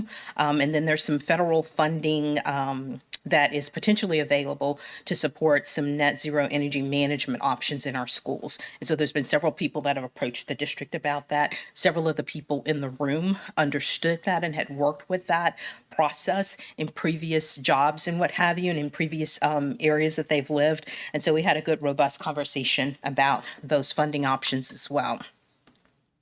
Marcus, you want to do this one? This was yours. Hello again. This next recommendation is to examine the tax plan to consolidate some of the remaining projects to have a better use of taxpayer dollars. Metrics, occupancy, BRCVPA is 84% occupied. Baton Rouge Flame is 84% occupied, and Westdale Heights is 93% occupied. Item number 2 on the metrics is secure a site to encompass 100,000 plus square feet and utilize less than 90 million to upgrade the 3 sites. The discussion that we had was, maybe there should be some consideration to instead of spreading, if you have construction projects starting and splitting it up 3 times, if you consolidate and try to put some of those programs and sites on the same campus, then maybe there could be some utilization of common areas like a gym and other things that aren't necessarily program related.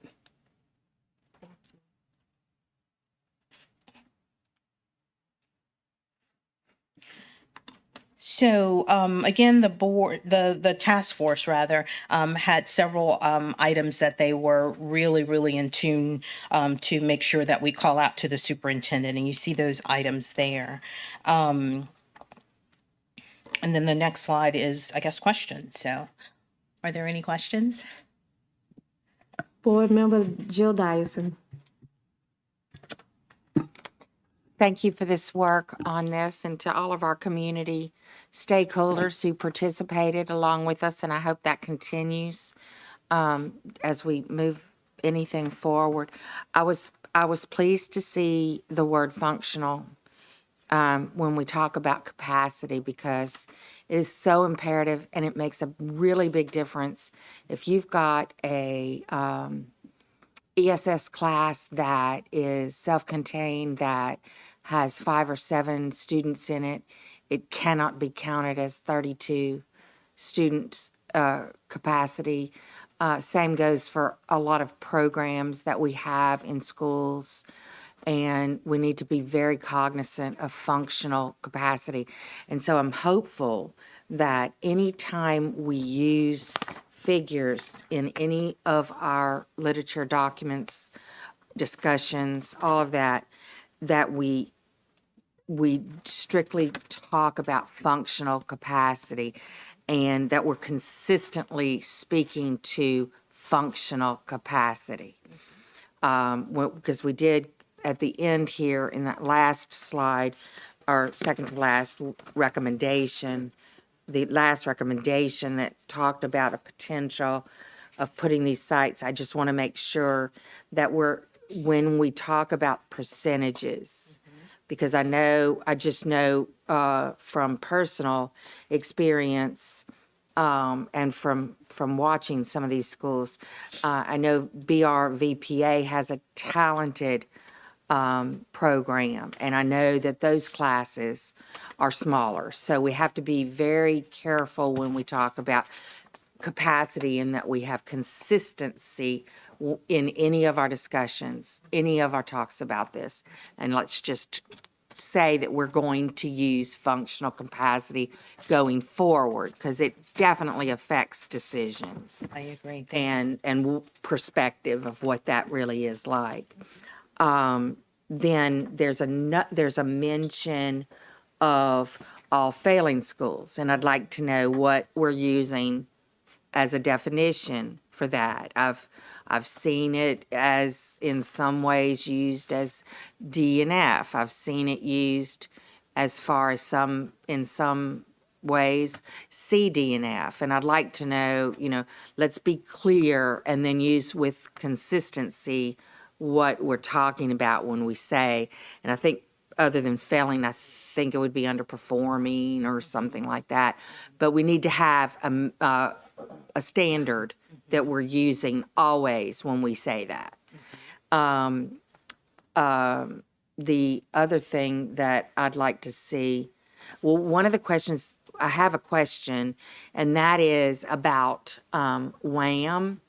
And I know that we had thought about the fact that the site was large.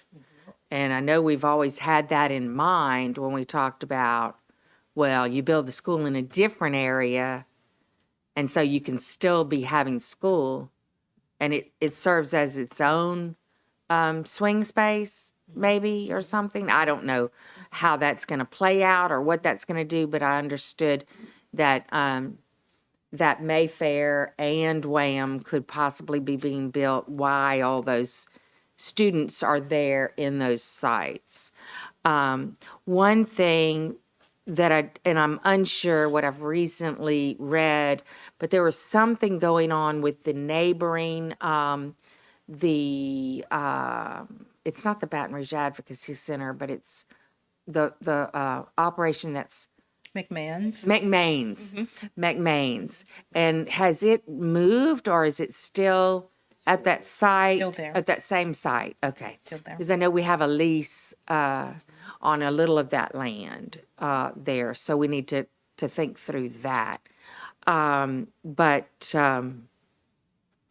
one of the things that I'd like to see, and I'd really like to see it, if there's any way that anybody has it right now, I'd really like to see the current tax plan and the progress to date. I don't know if that's putting Ms. Anderson too on the spot, but I don't know how that affects anything that's kind of going on right now. I don't see, like, for example, I think we're in the process maybe of doing the Forest Heights. I don't know where we are on that project. And what these recommendations does to that, same's true for the two schools in the South Baton Rouge area. And so are these recommendations following those projects? You know, because when you say you're going to put something to the top priority, what does it do with those projects that are out in the wings? So the first question, just as a status, yes, Forest Heights, we are about to kick that off in design. We will have soon, which I think is actually on today's agenda, the release for Brownfields, Broadmoor Middle renovation, all of those projects, and the new elementary school. All of those projects are planned to be kicked off in the very, very near future. So that was your first question as far as status and update on the tax plan and where we are. So we've done a preliminary look just based on the PowerPoint. We just started today trying to look at the funds and how it would affect other projects that are already in progress. So I don't have a full out answer to give you today, but we pretty much already started pulling that so that could be provided very soon. When you're talking about the new elementary school, are you For South talking Baton about? Rouge. And then I don't see any mention of anything about the new high school in the area. And I just know from personal experience that the high school that needs the traditional high school that needs relief is almost at 1,500 students. It was built for 1,250. That's how big the halls are. That's how big the media center is. And I don't see any mention of it in this PowerPoint, and that's disturbing because I thought it was really going to be a big priority because we've got real space issues at the middle school, at all the elementary schools in the area, at the middle school, and at the high school.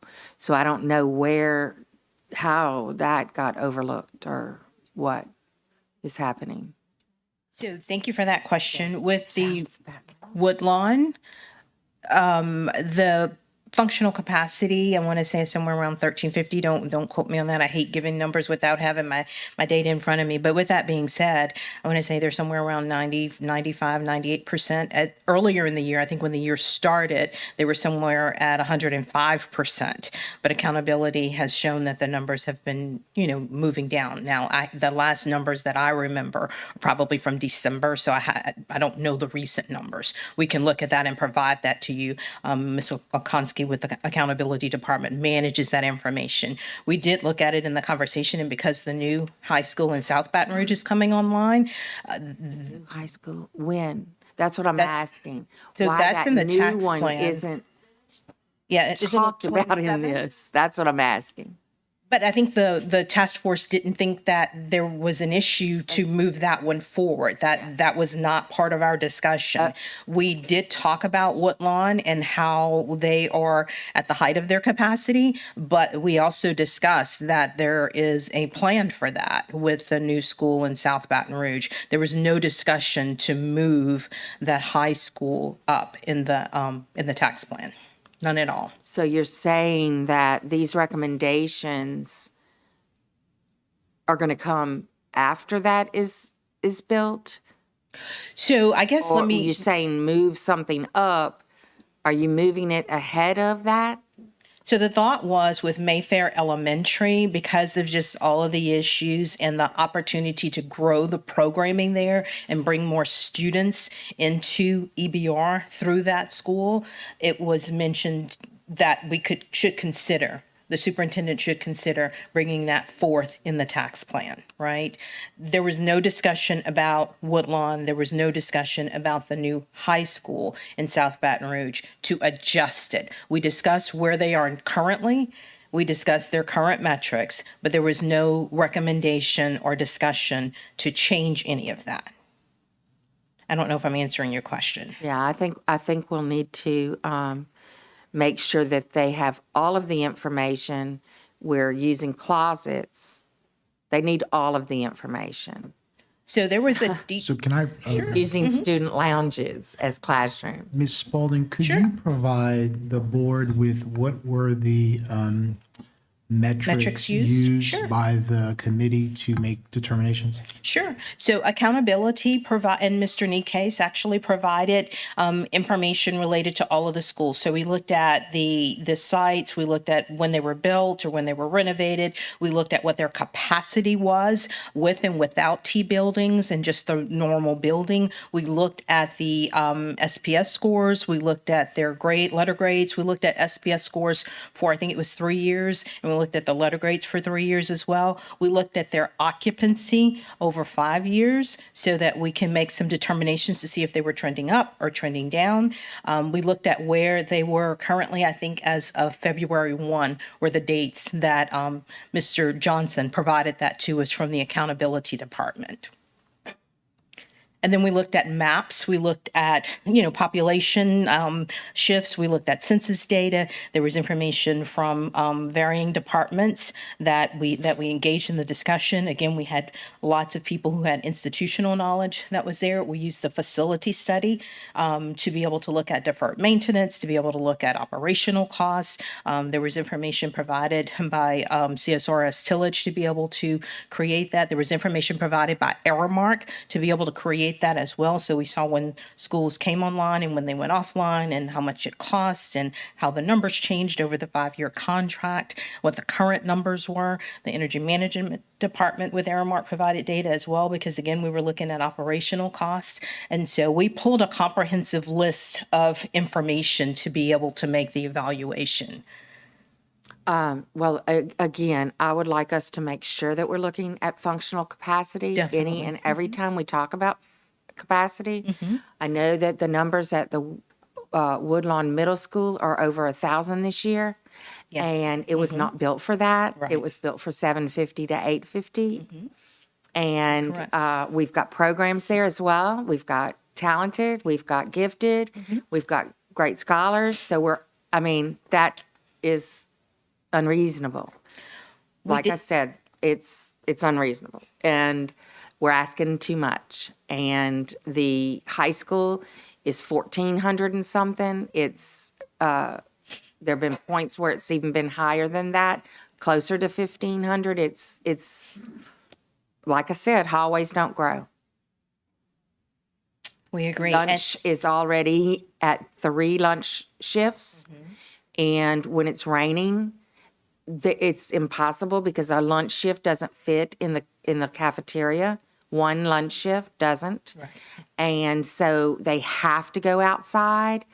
And when it's raining, we've got big issues there. In fact, I need to just go show you because it's not acceptable. Well, I have to say that we are in constant contact with several of the schools that have had some challenges. Coach Brent and I spent about 30 minutes this morning together talking about some issues at Woodlawn. And so Mr. Stevens and I have had conversations as well. So we are aware of what's happening in the space. There were just other priorities here. We are looking at functional capacity as well. But again, these are just recommendations and suggestions for the superintendent. There will be a vendor hired to be able to produce this plan. Thank you. You're welcome. Board Member Lannis.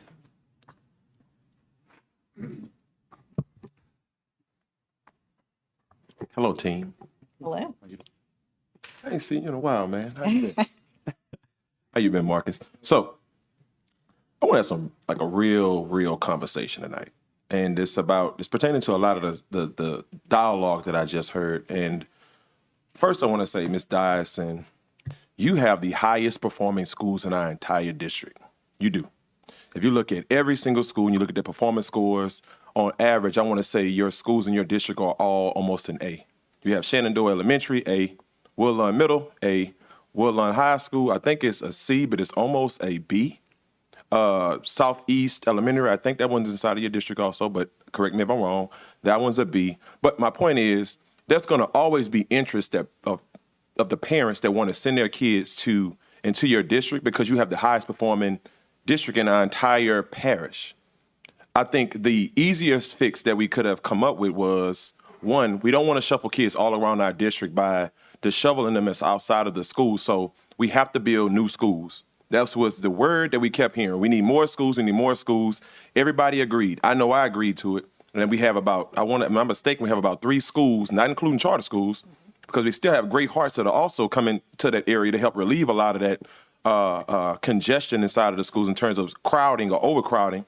So I'm saying this to say, we hear you, but we have to let the work be done first. Because if we're saying we're going to build new schools, that's going to help to, again, relieve a lot of the congestion that we're talking about. All right. My second point is I heard Northeast Elementary School. Now, out of every district inside of East Baton Rouge Parish, I've had the most mergers. I had the most consolidations of anyone. I'm not against it. This is what I will say. What are we going to do in Northeast Elementary? There is not an eligible population inside of the area known as Cheneyville right now. There's a lot of people, the people that do live there, they don't have school-age kids anymore. So while I understand the consolidation, I have to know what we're going to do with this property before I can sign off on anything. Because if I can't sell it to my constituents, then it can't be sold to me. And what I do know is this, is that they have been asking for more programming or more innovative programming inside of this area for I don't know how long.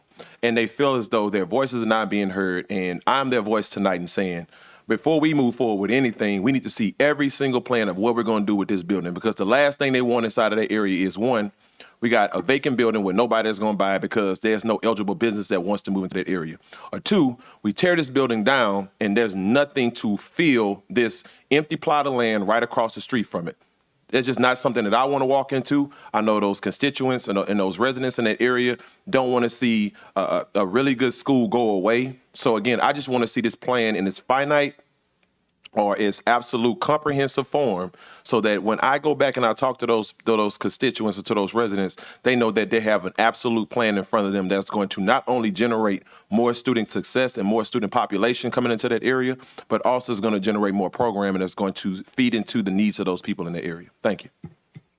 So thank you for that. And that will be the task of the vendor that's hired. We will select in April and we will make sure to convey that to that new vendor. And I will say, let me add this just real quick. Periodically, we have calls into the district to be able to have land use agreements in that space. A lot of people call for hunting and timbering and a lot of other things related to the property. While we have not had calls about specifically, utilizing the building, there is a group that is looking at all of our properties, even our current schools that are in use, and they're looking at the vacant properties as well to see how we can repurpose into commerce, to look at economic development sites. And so there's a team of 5 that that's doing that now to be able to offer recommendations to the superintendent. But that will be the task of the vendor that you will select in April. Can I offer a suggestion? Sure, please. Welcome. Okay. My suggestion is that we create some type of satellite campus in that area because it is too hard for those students to, one, go to any industrial training programs because they are about 20 miles outside of Baton Rouge proper, or 2, work with Southern University, who is probably the closest higher institution provider or stakeholder in that area that can also help us with a lot of the, again, credentialing that we're talking about. When we talk about transportation, we talk about logistics. I think these are areas where they could really profit from, and they can really prop that area up and help, so they can promote and help, again, generate student response and engagement inside of that area. Sounds great. We appreciate that. Ben and I work together with Workforce, and so he's making notes of that now. So we will definitely take that into consideration. Thank you for that. Any additional questions or comments? Yes, okay. I get that this is general recommendations. I get that we're not voting today. But I do still grow weary of when things are presented, then there are questions, then the response is someone else is gonna research, review, and come back with more information. I would like us to get to a place in which if there's a vendor that absolutely must be contracted to do what perhaps our staff could do, then that just all be done on the front end, and then we not coming up with recommendations and then various concerns coming up that could be avoided if we had just done the basic research from the beginning. That being said, I have the following questions. The Facility Master Plan Task Force, how was it determined who would be on the task force? So the superintendent gave a recommendation to reach out to the business community to make sure that BRAC and BRAF, who are instrumental in the community in making decisions and funding items in the community, and frankly supporting some of the initiatives of the superintendent and the school board, and then reaching out to our foundation, making sure we have representatives from departments within the district as well, making sure that we had departments from each of the regions, like Myra Richardson is from Region 1, Tim Johnson is from Region 5. Some of the others are from different regions. I'm not going to remember everyone's, but making sure that we had representatives from the different regions there, making sure that we had different levels of expertise, right? So we ended up having a couple of architects, but we wanted to make sure we had at least one architect in the group, making sure that we had someone from the legal community in the group, making sure we had someone from the faith-based community in the group as well. And so, Thank you. So I'll say that it's my opinion we could have had a more balanced approach at a more diverse task force. I'm not saying the business community should not have played an integral role, but it's so extra heavy participation. We could have used more educators, especially those that are very familiar in instruction and the nuts and bolts of academics, especially when part of the rationale for some of the recommendations are directly related to academics, instruction, etc. Board Member Collins, we had 4 educators on the group. Out of 100 and a million people. But I appreciate your response. The other question is, I do see on the last slide that, again, and so 4 educators on a task force for achieving something for an institution to educate. Okay, I'm sorry. You don't have to respond to that. I see on the last slide before that, examine the tax plan to consolidate, blah, blah, blah. One of the slides, alternative to the tax plan, secure additional funding sources as an alternative to the tax plan.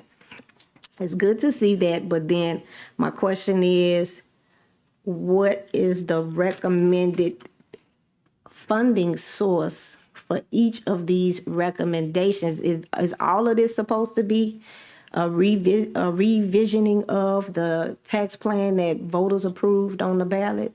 Or are we thinking is some of this could be ESSER dollars? Or is it all just to revisit? Are these recommendations from the Facility Master Plan Task Force all being thought to be funded by the existing tax plan that was voted on by constituents? Or do we have in mind other funding sources? And if so, then where would the different funding sources come from for each of the recommendations? Like, I get the idea that perhaps moving Mayfair Laboratory to the top of the list in the tax plan, well, that's letting me know that's tax plan money. But some of this other stuff I'm not too clear on. And so then, not in this moment, because I don't want to take up too much time, but if you could follow up with a detailed email saying, okay, this recommendation, et cetera, unless the answer genuinely is that it's all supposed to be a revisiting of the tax plan. So I'll just give you one spending. quick example. So the Okay. consolidation of Northeast, that has it's no relationship to the tax plan, right? Okay. That's not currently there. And so that would be something that would be related to the district. And when you look at WHAM and Baton Rouge Visual and Performing Arts, those are currently in the tax plan. So we're just talking about consolidating that information in the tax plan. Okay. And so then, Superintendent, as we continue to go through this and you present, can you just, those things that's not related to the tax plan, well, what money do we think we can identify, as, to take care of that particular recommendation? Okay. And then, as it relates to the Mayfair Laboratory School being recommended to be moved to the top of the list in the tax plan, I have similar concerns to my colleague, Jill Dyson, Board Member Dyson. Any of this stuff that's related to the tax plan, we need to see it in the context of the existing tax plan. And okay, and I'm not saying in this moment, just don't move up Mayfair. I'm not even trying to have that conversation in this moment. Okay, what I'm trying to say is, I don't know if I need to say yay or nay, because where's the presentation of this is the current tax plan? This is where these schools are in the process, as my colleague, Board Member Dyson stated. And then of those schools that are in front, some of them may have exceptional needs similar to, equivalent to, worse off, or may not. But I can't determine that because y'all ain't giving me all the information. So can we get, as we move forward in these discussions, anything related to the tax plan, it needs to be in the context of what the existing tax plan is and the impact the recommendations will have to the existing tax plan. And let's see. All right. My lovely, beautiful people on this Facility Master Plan Task Force, I am exceptionally concerned about the alternative school recommendation. The reason being, none of these folks have concrete experience to alternative schools. Correct. Okay, and so then when we're talking about utilization and underutilization, first and foremost, that number I know ain't accurate at Arlington Prep. To say that they're 18%, because I've been on that campus recently, they're busting at the seams. They were absolutely over 18% before the elementary kids got put on that same campus, and they absolutely over 18%. Now that they are sharing that campus with some elementary kids. Number two, because this task force is not knowledgeable in alternative schools, generally speaking, I know that there is likely to be confusion, like there was for myself when I first began to be exposed to alternative schools, that these schools serve a particular purpose and a function, and you can't necessarily marry the two functions and be effective at the goal and the purpose of those schools. And again, along the lines, I'm co-signing to some extent on what my colleague, Board Member Dyson, is saying in terms of functional capacity. Can spaces be more utilized? I will not say that. I will not argue against some spaces being able to be more utilized. But again, we have to have knowledgeable people in the room on what that means, because functional capacity at an alternative school is different from functional capacity at a regular traditional school. If those students could function effectively, or let me word that correctly, because that was not correctly worded.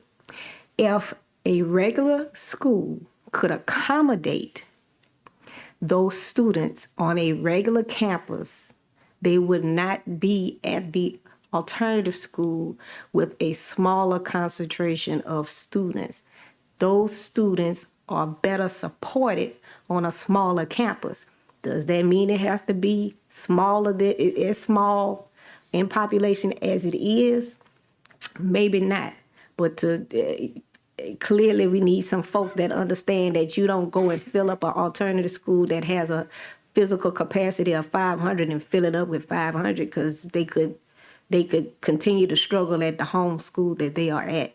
And so please, who is in charge of reassessing programming on this, please help a sister. And again, in Northdale, I know that utilization number of 40% is not necessarily accurate from the last time I visited, because they also have more students on their campus this particular school year, okay, in terms of grades as well as being sent more students that are not necessarily matched with the type of alternative school that it is.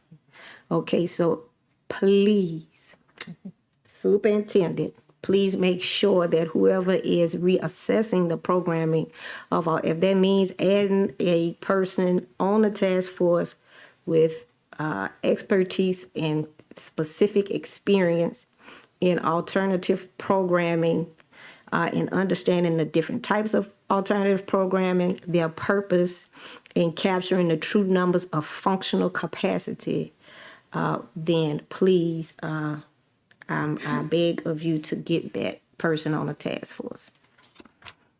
And that's it. We'll follow up, Vice President Collins. Thank you very much. Any other questions? Yes. Board Member Bernard. I wanted to say that I agree with my colleague, Mr. Lannis, about Northeast, about those schools. And if we're going to possibly consider consolidating those schools, that we would need to hear from the parents and the community about the programming. Mr. Lannis indicated that they wanted additional programming in that area. And so I would like to go up there and have a meeting with them. And I'm talking about maybe kind of a town hall style meeting. I'm not talking about just going to meet with 4 or 5 people. I'm talking about involving the entire community and inviting the board to come and just, do something for turnout, get people to attend the meeting and give us their thoughts and their input, because it is important, especially if we're going to be closing one of their campuses. And you indicated, or the task force indicated, that the high school would be the more suitable of the 2 campuses. Maybe we can meet in that facility and bring both populations together at the same time, especially the parents, but other members of the community. So I think that's something, maybe, I don't know what the timeline on that is, but before we make any decisions, we would want to do that and invite the entire board to attend as well, because we like to go and hear what people are saying and just kind of walk around and listen to people. So the vendor selection in April, are we using an RFP, RFQ process? Yes, that was approved last month by the board. So, very good. So we're moving along with that? yes, we are. Good. Okay. How do we define functional capacity? So as I understand it, and there's probably someone much better than me to explain this, but as I understand it, when you look at the space, there's square footage, and then there's a determination of the capacity of the building. And then you look at programming in the space and how it's utilized. And so there are some ESS classrooms that would potentially have a smaller number of students in that space. And so while the facility in total has a number, functional capacity is more than oftentimes less, right? And so that's how I understand. I think we have a fire marshal number, somebody who's an architect, fire marshal number, is that the actual capacity? Okay, so then functional capacity would be based on the utilization of the space. Correct. And so it varies from one program to the next. If it's, say, a special needs class or gifted class or something like that. Okay, and then, like I'm thinking also of Mr. Nikos over at Woodlawn. There's a class that has some cooking kind of a culinary arts program over there. I think there's a different kind of capacity based on that function as well. Is there a sewing class over there? So those have different kinds Correct. of. There Yeah. is a sewing class. Okay, You have fashion you have design or Pro something? Start, which is a culinary class. Okay. But that's correct too. You have to also factor in your CTE programming. Some of your career tech programming have a 15-to-1 ratio that's maxed out from the academic side. Okay. So again, in a classroom per period, you may only have 15 kids. So do we work with Mr. Johnson, who took kind of on some of the responsibilities that Miss Right. Garrett used to have on achieving those spaces? Absolutely. And that's Okay. something as moving forward can be defined by the team, especially looking at when you look at all those different variations. So the maximum class numbers for each of these variations, you can come up with an estimate. So there's a percentage you can do, and then you could actually run it by master schedule to get an idea of that. Okay, thank you. And then I would like to have a list of facilities with the student populations for the existing student populations and the functional capacity. So whatever you need to do, that looks like something that Mr. Johnson would work with someone from programming. And I realize it's going to be different at different grade level configurations as well. So I think the entire board would like to have that. It sounded like several people wanted to have kind of an update on where we are with the tax plan, side by side, paralleling this, because we want to see the projects by year. I look at that pretty often because my area of town, and I don't want to beat a deceased or dying horse, but my area of town is the one that has very, very few schools and growth, a lot of growth in this area, a lot of growth in Miss Dyson's area. She's bursting at the seams. If I had schools in my area, we'd be bursting at the seams too. But the kids are going to private and parochial school, and they're going out of the district to other schools, which I'm glad that they're choosing us. Really, really glad. Speaking of choosing us, Mayfair is a school that people in our area have been choosing, and I am very glad that we were able to provide the type of programming in the area, and I'm so glad that it is very, very popular.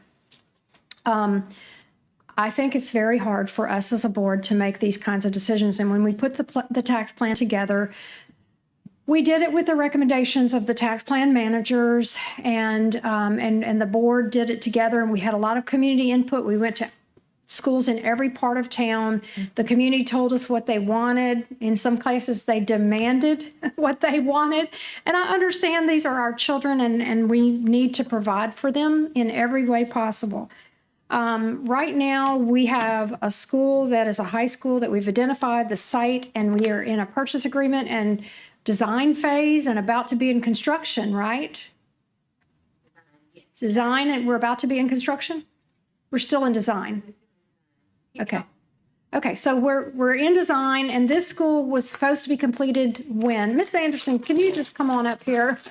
When was this high school supposed to be completed? Maybe Mr. Williams, somebody knows. It was supposed to begin, the land purchase was supposed to be completed in 2020. And the design was supposed to begin in Which specifically are you Segan, the high school. The high school. Now, the high school is not up yet. The first step is the elementary school. Okay, the elementary school. So we're behind on the elementary school already. So that's those things are in process right now. I'm grateful that Mayfair received the consideration and priority recommendation from the committee that it did, and I know that the parents are very grateful and they want to be included. They're really glad that we're giving them this consideration to move them up.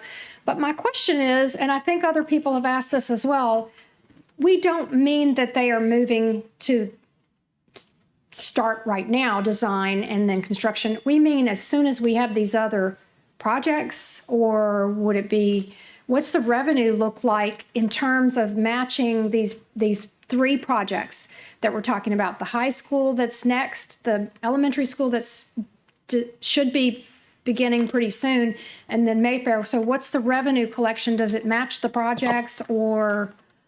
So I will tell you what Mr. Grady Hazel said in the meeting. Obviously, there's a process, right? This would have to come to the board, Right. to the superintendent, and then the superintendent would need to bring it to the board. Then it would need to go to oversight, and then it would need to come back to the board. And so Mr. Hazel said that, just frankly, the posture of the oversight committee was not to make changes. The revenue would need to be evaluated by our team, including CSRS, to be able to make some recommendations with the projects that are currently in place and where we are with those, particularly related to what's happening, in the financial community around the world, frankly. And so I am not privy to the information of the dollars that are in the tax plan. That happens through Mr. Crochet's office.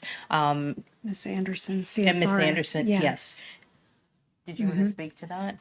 Well, and then so I think another consideration, you mentioned financial markets. So another consideration that the board and the oversight committee might do well to consider is that right now with inflation and the cost of construction and materials rising, and it is outpacing the interest rate. The rise in the interest rate is not keeping up with the rise in materials and the cost of construction. So because this one's going up at this rate and this one's going up at this rate, shouldn't we consider that it might be wise to finance some projects, even though we've never done it in this community? Is that something that this committee has talked about, or is that another? It sounds like that's another conversation. Well, you'll see and I don't remember which slide it's on, but you'll see in the slide that, considering funding sources outside of the tax plan is a recommendation by this group. So in other words, that we would pay for financing fees and would that offset, the question I have is, would that offset the increases in inflation, the interest rate?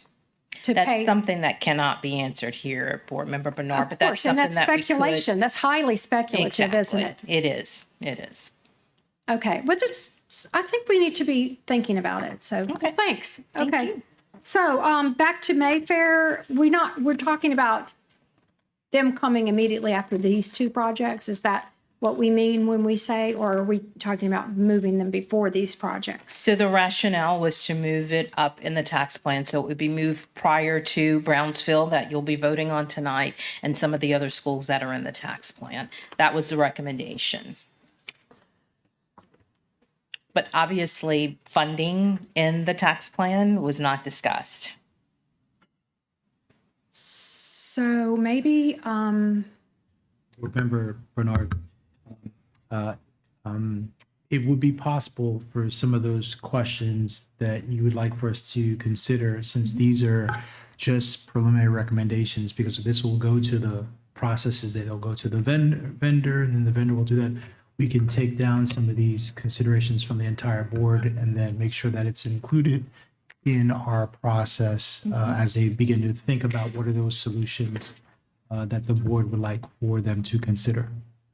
okay, thank you. And so, so I'm grateful for the presentation. I'm grateful for the work that the task force put in and that you did as well, Ms. Spalding, and everybody who helped and everybody who was involved.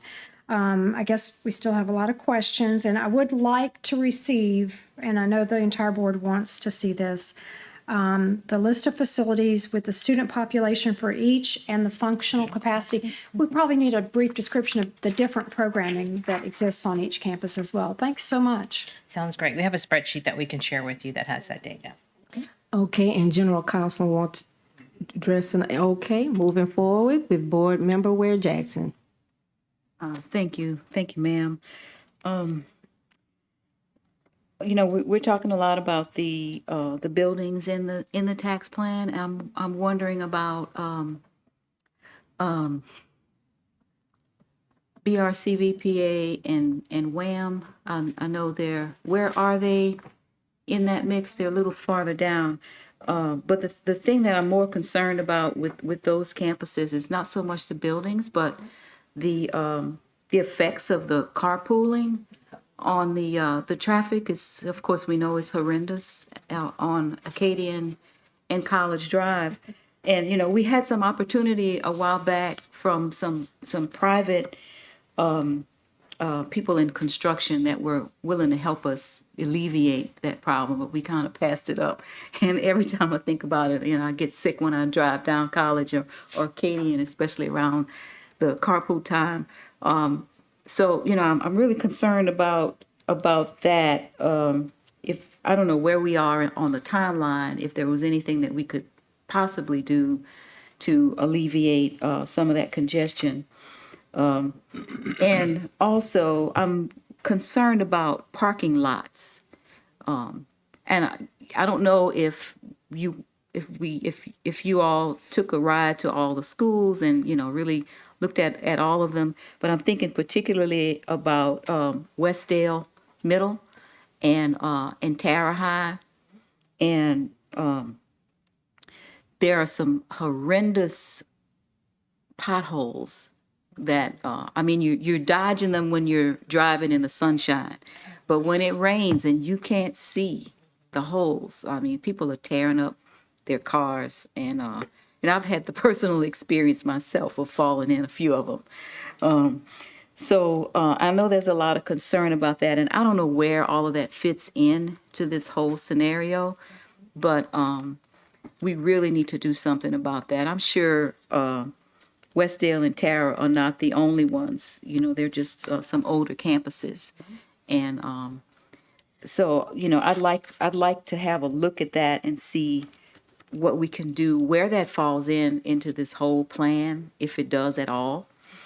So those are my concerns still about the traffic and about the potholes on some of our campuses. I will share with you that we are in constant discussion about that. I had several conversations today, frankly, about Westdale Middle. In my conversations, as I understand it, there was a proposal that was $125,000 3 years ago, right? And so today, we're working on some numbers, frankly, to do some forecasting for the budget for FY23. There are tons of projects, but what I have in the budget for maintenance and repairs is literally somewhere around 2.5 million. It's not enough to do everything that's needed.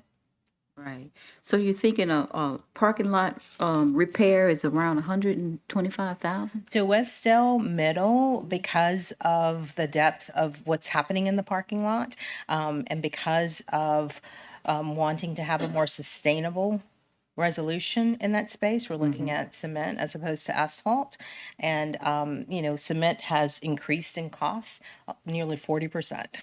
And so we have to get new numbers, and going in to repair the holes is frankly not going to work. We're going to spend more money over the next few years repairing the same holes.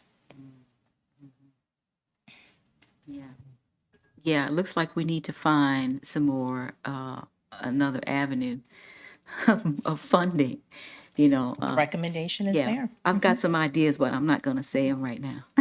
Sounds Thank great. you. You're welcome. You're welcome.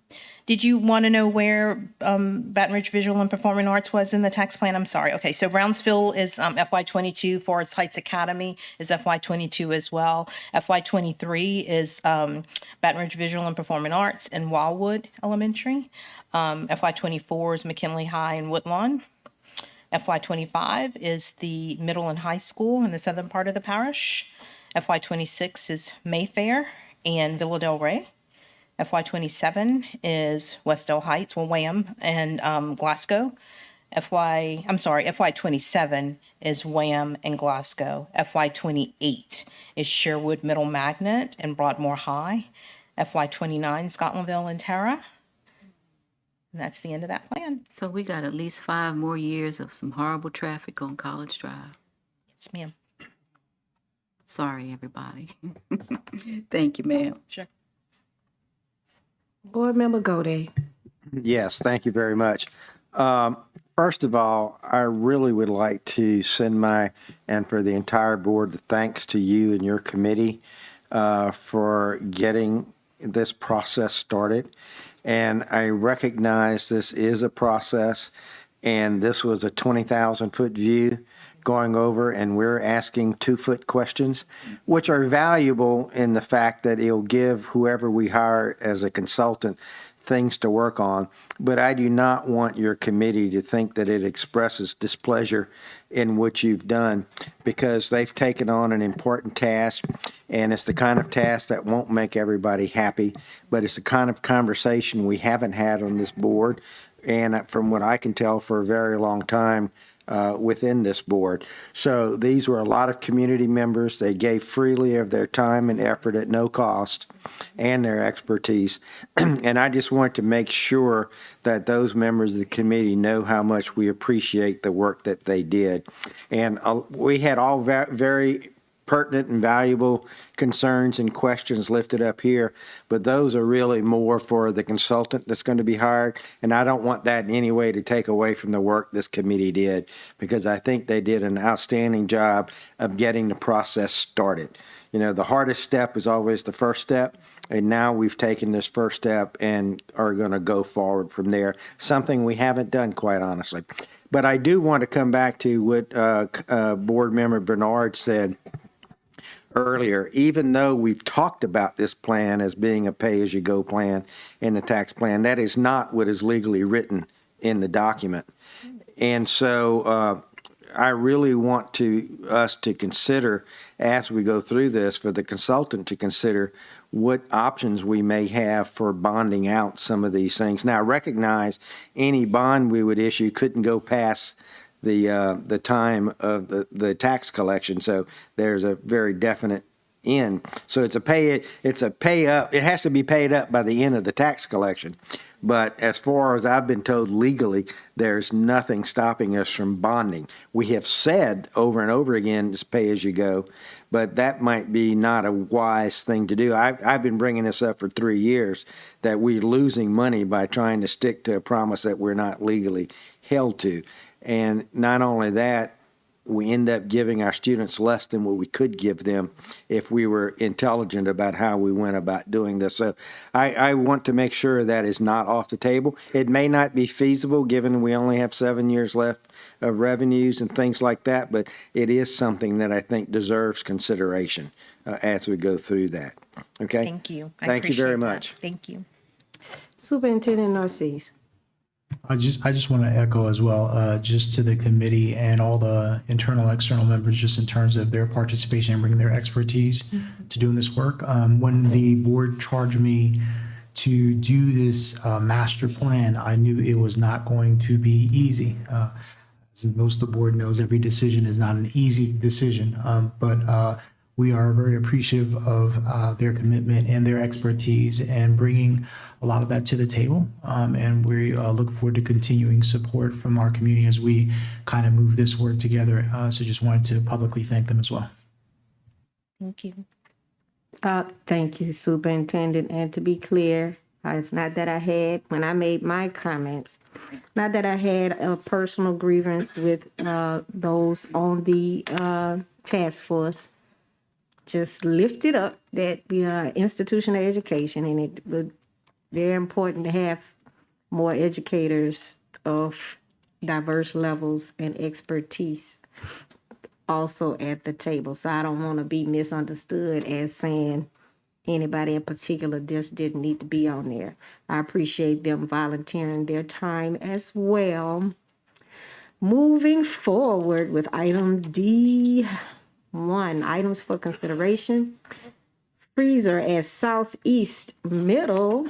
Recommended action, consideration of a request for the approval to bid the purchase and installation of a 253 square foot walk-in freezer unit at Southeast Middle School.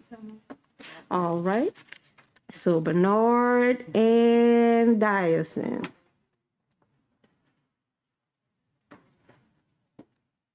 Seeing no comment from the request to speak from the board. Any public comment? Seeing no public comment, back to the board. Madam Secretary, call the vote. Please vote.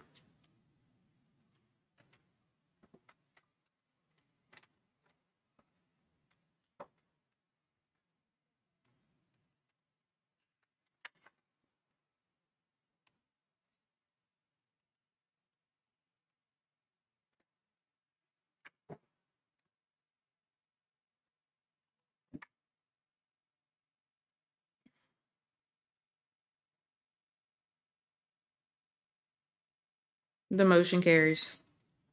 Moving forward with item D2, grants for federal. The recommended action is consideration of a request for the approval of the following grants. And this is to receive money, not an expenditure, but a receipt of monies. Item 2A, ESSER 2, Incentive Coronavirus Response and Relief Supplemental Appropriations Grant in the amount of $4,102,672 to support learning loss recovery. ESSER 2, School Choice Coronavirus Response and Relief Supplemental Appropriations Grant in the amount of $500,000 to fund data-driven initiatives to support learning loss. ESSER 3, Incentive American Rescue Plan Grant in the amount of $1,791,092 to fund data-driven initiatives to support learning loss. Title 3, Set Aside Grant in the amount of $10,000 to provide academic support for English learners. Homeless ARP1 grant in the amount of $163,131 to implement instructional strategies in a classroom. And the last item of item D2F, homeless ARP2 grant in the amount of $556,117 to implement instructional strategies in the classroom. Can I get a motion? Okay, I have Ware Jackson and Dyson.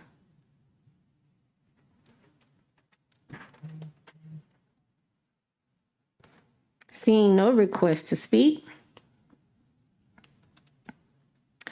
Any public comment? All right. Good evening, everybody. My name is Angele Bradford. Wanted to comment that the school choice memo made no mention of the term school choice, so that wasn't really clarified. And then it's unclear how the $500,000 will be used, along with the $4 million and the 1.79, leading many of us to conclude that the funds could either be used for the focused choice schools that we can't afford, or more contracts will be initiated, which is also fiscally irresponsible. For the set-aside grant, it is vital to spend money on ESL, EL students, but $10,000 is not exactly transformative, so it might be more useful to shuffle funds from the other plans. The points about homeless, the unhoused community, however, was a full document, and each of the documents should mirror that because it was far more detailed, so 100% support for that one. Thank you. Thank you. Seeing no, all right. I'm in the building tonight. How y'all doing tonight? First and foremost, I would like to know, has anyone on board considered what the financial impact would be on the healthcare centers and schools that we already have in place? Currently, you're proposing to have just one school up under Baton Rouge General, but all of the healthcare centers and schools. Wait. Which one we on now? Oh, I'm sorry, the federal grants. I'm sorry, I jumped all the way to number 3. Let me go back to number 2. I could have went to number 1 for y'all too, but I'm gonna reclaim my time and go back to number 2. These federal grants, all this stuff that y'all keep doing up under this ESSA funding is one-time money. And every single time I look up, we have done stuff with one-time money and we never look at what the sustainability is going to be. So when I say the sustainability, one of the things we proposed under the ESSA funding was the language immersion program at WHAM. That was $240,000. How are we gonna pay for that once we don't have this ESSA funding? Nobody has actually taken that into consideration. That's something that we need to look at. So before we propose using or spending or doing anything else with any ESSA funding, we actually need to look at what we have now, what we have spent, and then see what we will have later on. Because currently we don't know where we're standing because our books and everything has not been shown. The budget is not finalized yet. And so we actually need to look at that because as of right now, we have spent too much money out of our ESSER funding, and we don't know where we are right now with that. Thank you so much. Thank you. Any other public comment?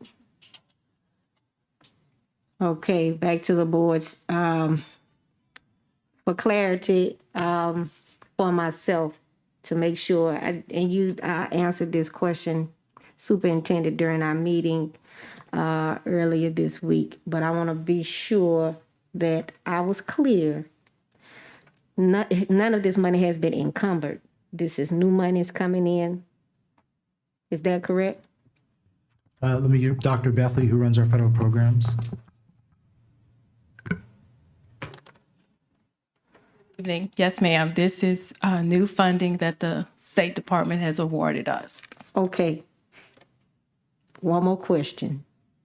So none of this was part of the state of federal funds presentation, and I'm paraphrasing, okay, that was given last month on, okay, we have this much money, this much was encumbered, this how much we have left. That doesn't include any of this. No, ma'am. All right. And so then, I'd just like to point out, perhaps there are some opportunities to not dig into the general fund when it comes to the stipend that we was able to give our staff. Perhaps we could do some creative thinking so we don't put our general fund too far in the hole. Thank you very much. But I specifically wanted to ask about whether or not the money was encumbered, because some public comment was concerned that we were spending this on specific items. And we have not, in fact, said we going in that, we have not specifically encumbered any of this money. Okay. So this funding is, well, I have a PowerPoint if you would like to see it. Okay. Because I want to make sure I'm understanding. Okay. Yes, ma'am. Okay.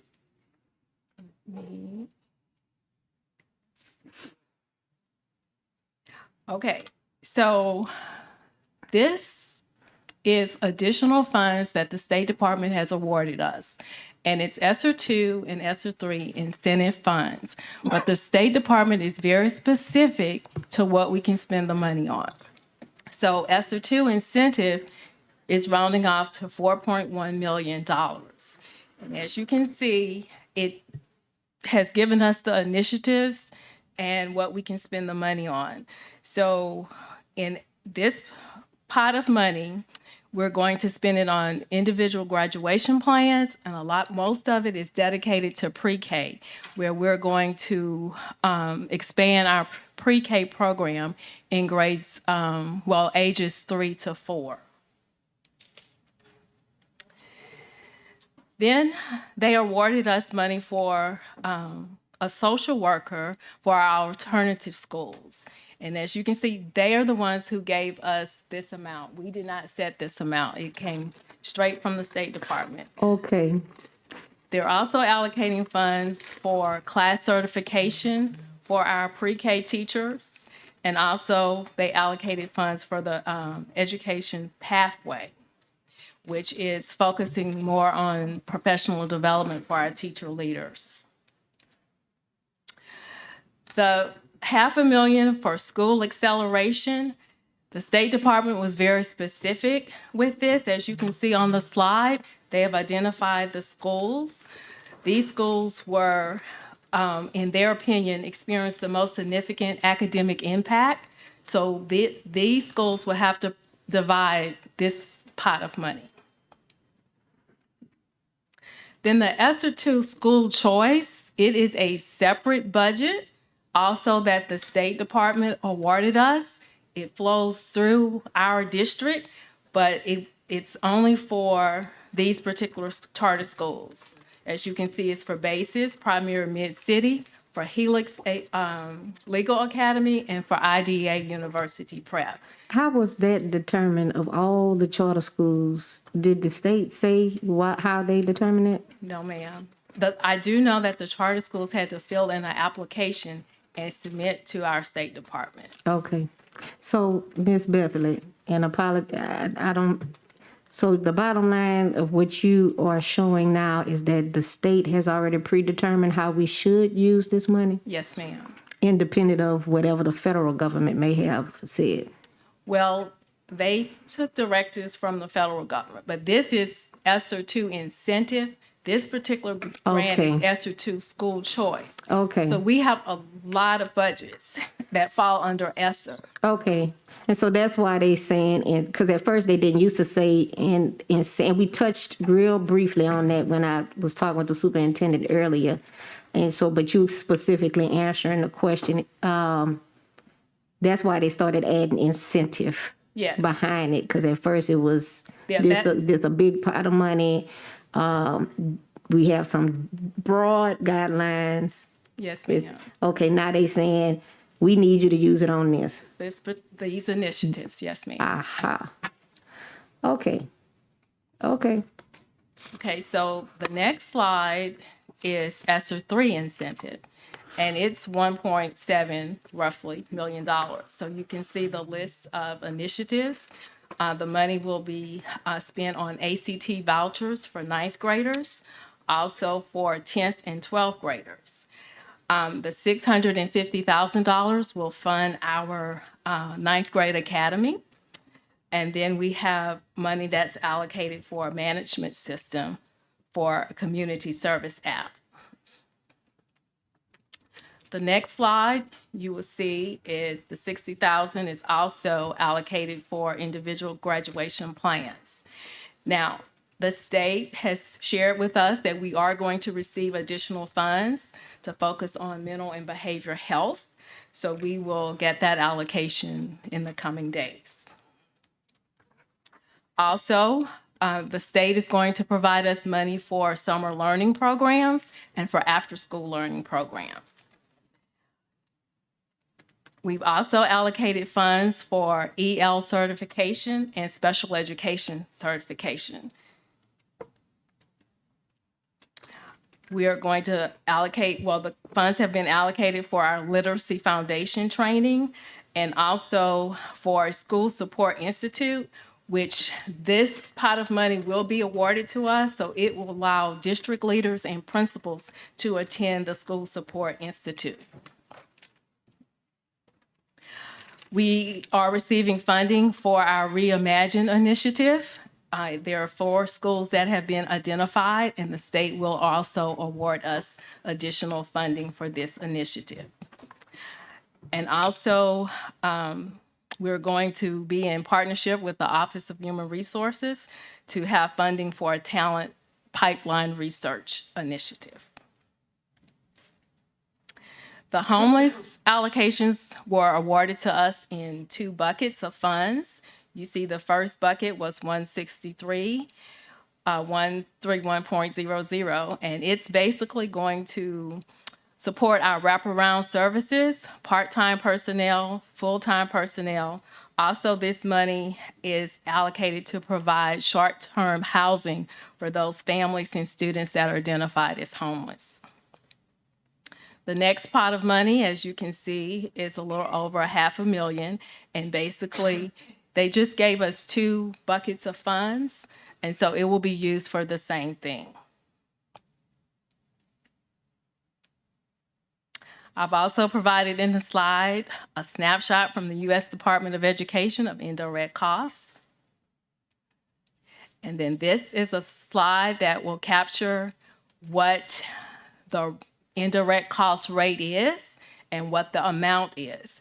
This amount is in our general fund, and it is to be used over the period of the time of the grant. And see, this is a list of all of our budgets new that we were awarded by the state. And then the last slide shares with you our other budgets that we've talked about in the past, the ESSER 2 and ESSER 3 Action 1 and 2. And you can see the rate that's for indirect costs, and this is the amount that is generated to our school system. All right, board, thank you. Okay. Wait, because our board member Howard. Yeah, so my question, well, I don't really have a question, I have a comment, and I've made this comment several times, so I'll be very brief. I think that it's great that the state is giving us incentive money to do additional things, but what I, again, charge you guys to do is figure out a way that we measure up against the impact that we're trying to make. So, for example, one of the programs that they incentivized was ACT vouchers. Like 5 years from now, we should be able to say that we allowed 20 additional students to take the ACT, and this is what the impact we were looking to have, and this is the impact that we have. I think that nationally, we are going to see a lot of school districts and systems really have access to additional money that we will never see again in history. In my belief, it's my belief, and they won't be able to say what they did with the money. So at least good, bad, or indifferent, we have a way to say how we're measuring the impact with this additional funding that we're getting. For example, if you're making $50,000 this year in your salary, and your salary increases to $100,000 per year, at least you can show, I got a new car, I got a new house, I got something. I don't think, and I still haven't seen any structures in place for us as a system that's going to be able to show us how we're measuring this impact. So I've said it before, but I just want to make sure that we are finding a way to figure out how we measure the impact that we're setting aside with all this additional funding. Thank you. Yes, sir. Thank you. And Board Member Dyson? I actually agree with my colleague, Mr. Howard, on that. And I do think that it's imperative that as we do have buckets of money that are new to us and one time, that we use them wisely. We have them aligned with our strategic plan, and that we're making a real point to show a baseline in these areas, and then what we actually were able to do with that expenditure. One of the things that I feel strongly about is, especially if we're moving forward with pathways, I am very much hoping that we can use ESSER dollars to have remediation and support to our students, our rising eighth graders. I like to think that we need to be, in my opinion, we need to be focused on these 6th, 7th, and 8th graders who will be trying to rise to that challenge. And did any of this include summer remediation, an emphasis on getting our literacy rates up for these students that are going to have increased challenges in their academic years as high schoolers? And of course, we need to be starting, in the early years. And 6th grade is too late. But at least we need to be getting to them and making sure that they're going to be ready in the next year, the year following, and as we work on our elementary literacy as well. Yes, ma'am. Funding. The state did allot funding for summer programs, but Mr. Larry James is working on the summer programs for upcoming 9th graders. And so has devised a proposal, but that will be funded for summer programs. Through ESSER dollars? Yes, ma'am. Okay. And do we have any idea of the size of and scope of that program? Like, is it going to be available to every rising 8th grader? Yes, Or ma'am. what are we looking at there? Yes, ma'am. That's 'Cause I think that groundwork is imperative. Yes. So The goal is to make sure that we're providing support for all students across the entire school system. Okay. So I'm really anxious to see that plan and see how we're going to operationalize it, how many schools we're going to locate at. I think this is imperative work. So thank you. just, for conclusion, this funding that you just saw, the State Department was very specific on what initiatives. They determine the initiatives. So we are managing the funds that have been allotted to us. And all of this is going to be approved at the next BESI meeting with the State Department. Thank you so much. Your expertise is always so helpful.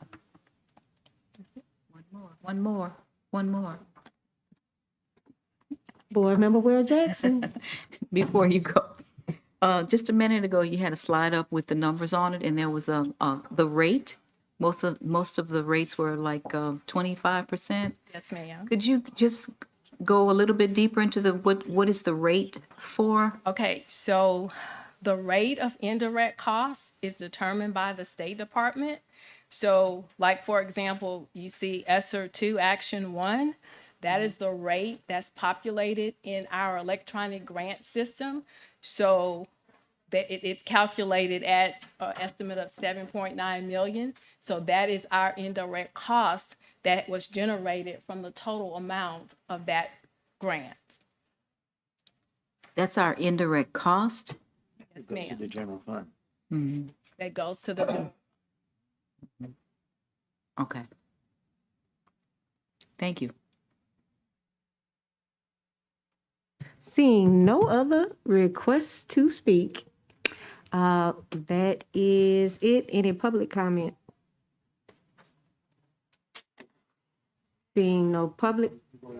Okay, we went a little long, and I wanted to make sure I didn't cut anybody off. So, Madam Secretary, please call the vote. Please vote.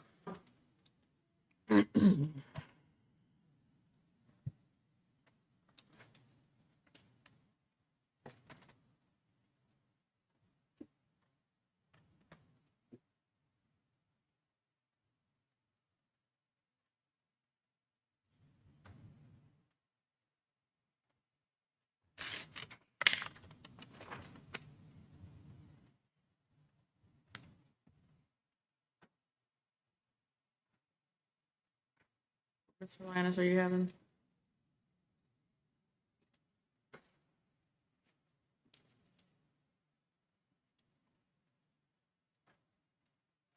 Motion carries. Okay, moving forward with item D3.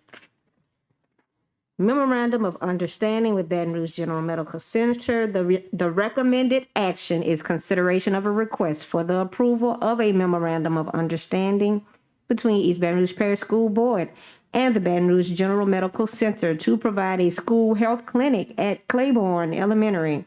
Can I get a motion? I see Board Member Howard and Board Member Bernard.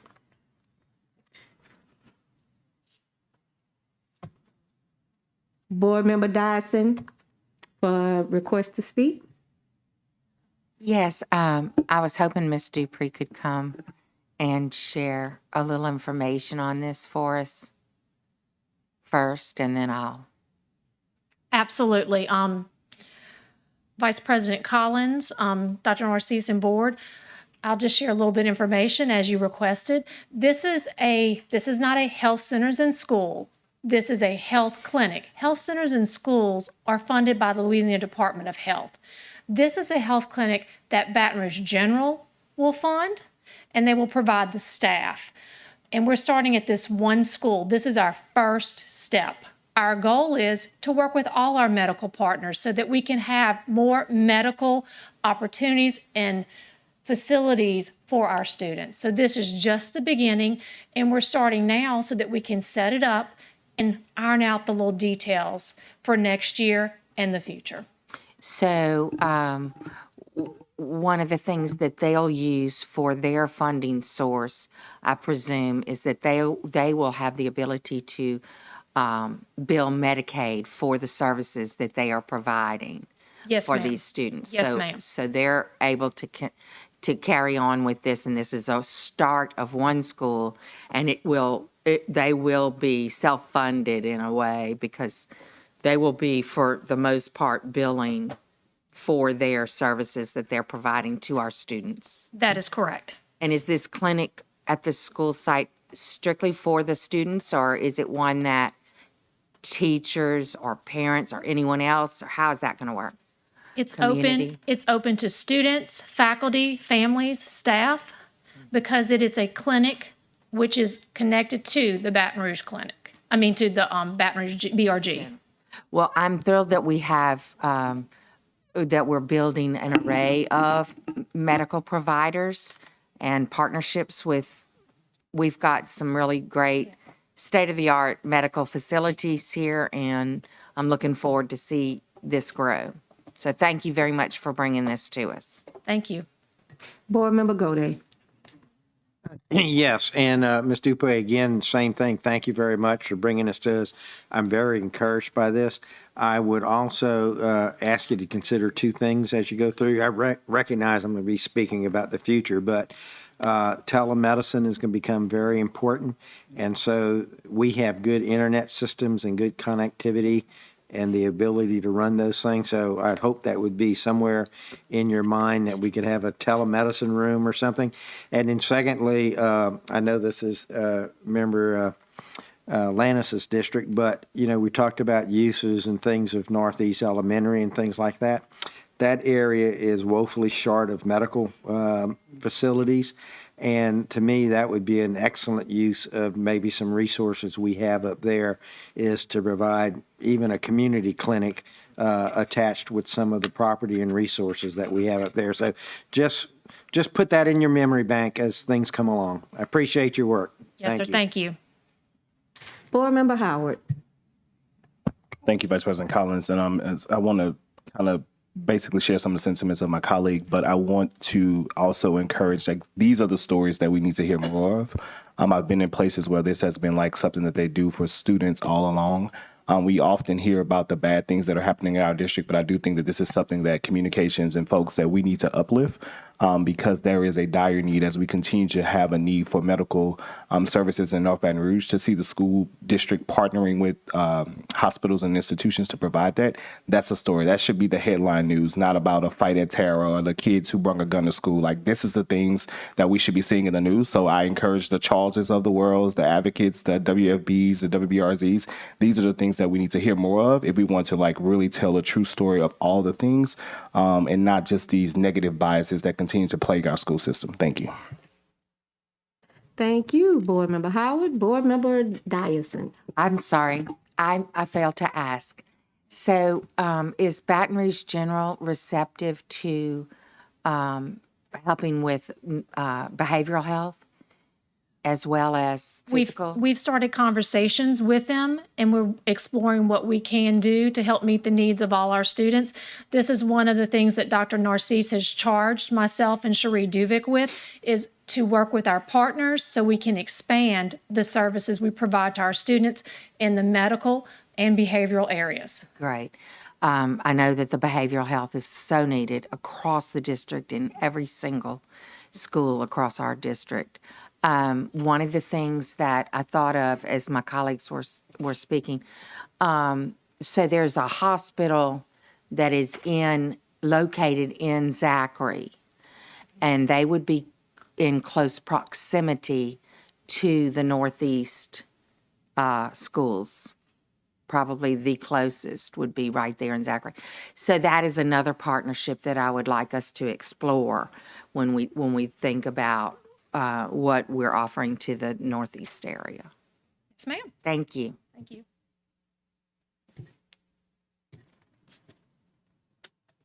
Seeing no other requests to speak, any public comment?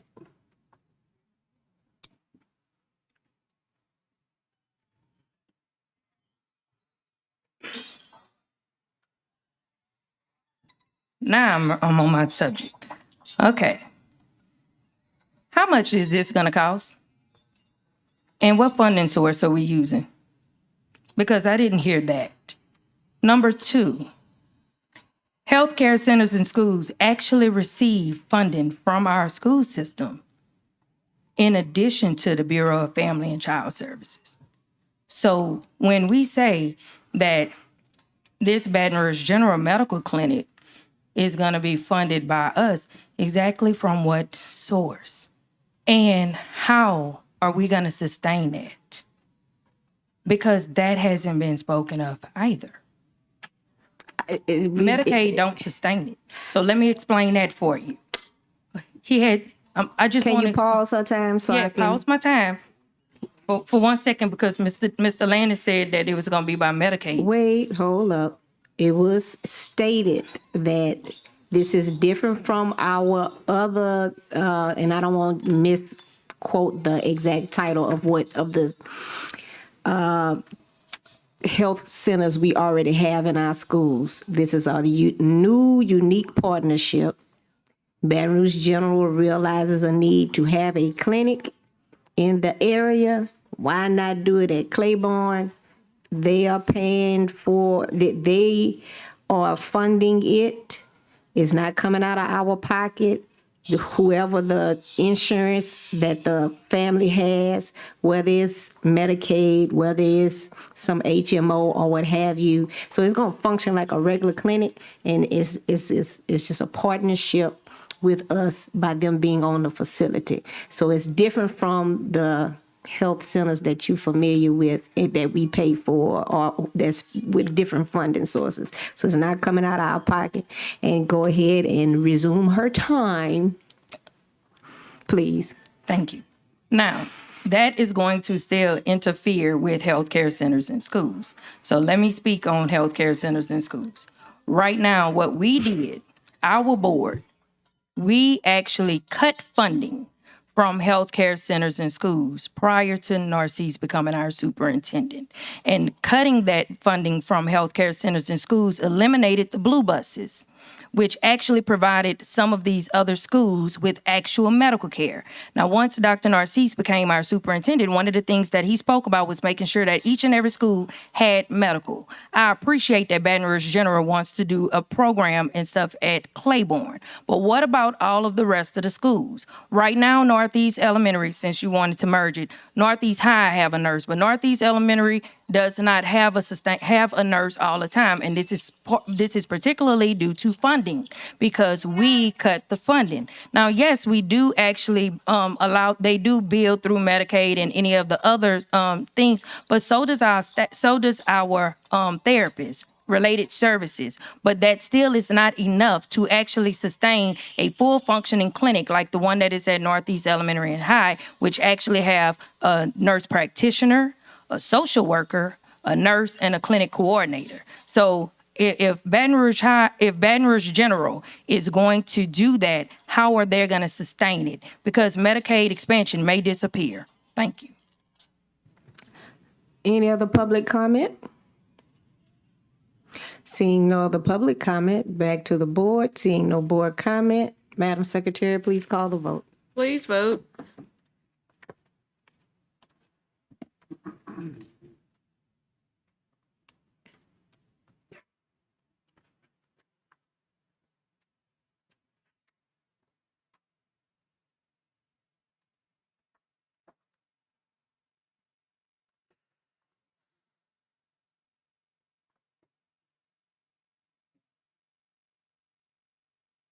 The motion carries. Moving forward with item D4, Memorandum of Understanding with Southwest Louisiana Area Health Education Center. Recommended action, consideration of a request for the approval of a MOU between East Baton Rouge Parish School Board and Southwest Louisiana Area Health Education Center to support COVID-19 testing. Can I get a motion?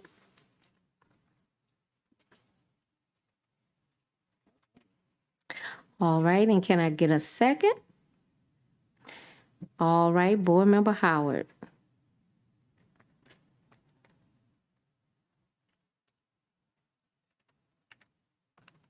Seeing no request to speak, any public comment?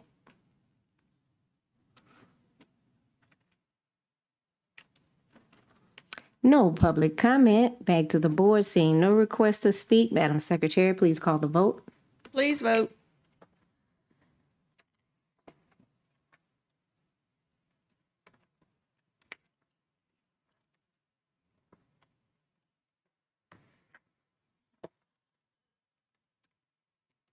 The motion carries. Moving forward with item D5, professional services contracts renewals. Recommended action, consideration of a request for the approval of professional services contracts between the East Baton Rouge Parish School Board and the following. A, amplifying the amount of $22,000 to provide professional development and support to implement state mandated literacy screeners. B, a net in the amount of $115,794 to provide benchmark assessments for grades 9 through 11.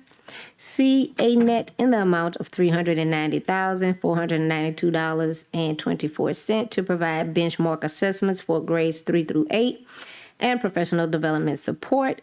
And D, that's a typo, D, illuminating the amount of $199,018 to provide a virtual management tool to house data. Can I get a motion? Board Member Gode and Board Member Ballou.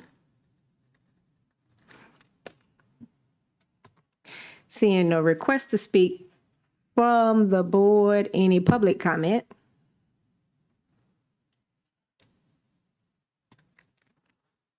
No public comment, back to the board. Madam Secretary, please call the vote. Please vote.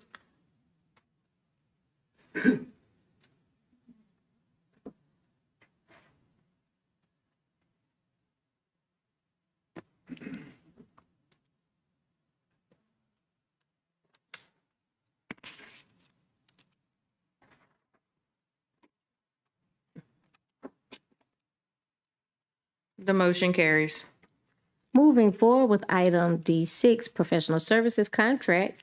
Recommended action, consideration of a request for the approval of a professional service contract between East Baton Rouge Parish School Board and School Leadership Center of Greater New Orleans in the amount of $50,400 to provide professional development for the Diocese of Baton Rouge Catholic Schools.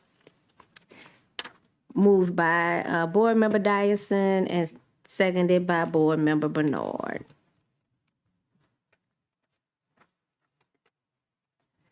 Seeing no request to speak from the board, any public comment?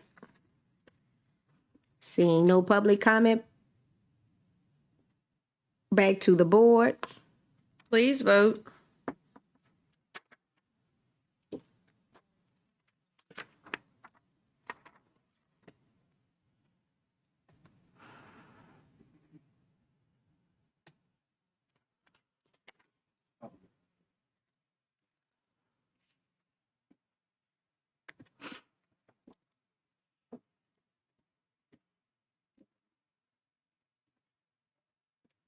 The motion carries.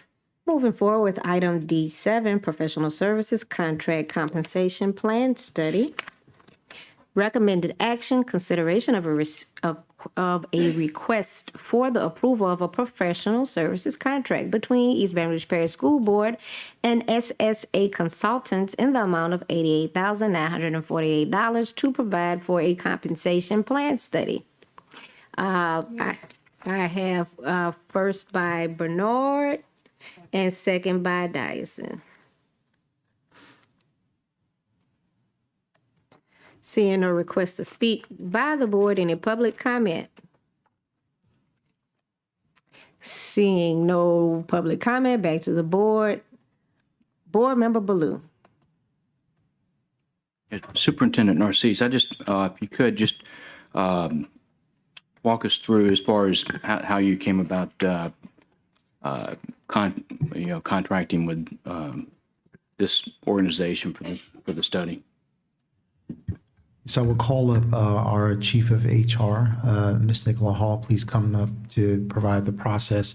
I'll start off by saying, Mr. Ballou, that as you recall, the board charged me to ensure that we begin to evaluate salaries across the school system. Part of doing that is to create a compensation study. We went into a contract for a compensation study with a company that the board approved, and they decided to not go through on their part of the contract. So therefore, that began our delay. And so then we went out, Ms. Hall went out through her process on ensuring that we can find someone that could provide the services at scale. Went out and we found this group here that will provide the compensation study within 4 months. And then from there, we will then be able to decide on the recommendation for salary increase and those things. So that's been the process for there. Ms. Hall, is there anything else you'd like to add? Yes, I would like to add that I know that this is something that is highly needed, and there was a delay, and my role is to make sure that I am delivering on the things that are needed to move us forward. And even though we had a delay, we do have a reputable organization that's able to deliver this for us within 4 months. And they have a really good reputation of stepping up to the plate and delivering. So this is why we're here now. All right, well, outstanding. I think y'all answered any potential questions that could come up, so thank you. And Board Member Dyson. Yes, I'm real pleased that we're going to have that kind of a timeline. That 4 months is really because we've been needing this, and I'm also really pleased that we found someone so reputable locally who has an understanding of our surrounding districts and what the idea that is imperative to be looking at is to. How do we attract and retain when we've got a lot of other districts that are actually, hiring some of our best, and we need to stop that train. So, thank you for bringing this forward and for the priority that you've placed on it. Thank you. Seeing no other requests to speak from the board, Madam Secretary, please call the vote. Please vote.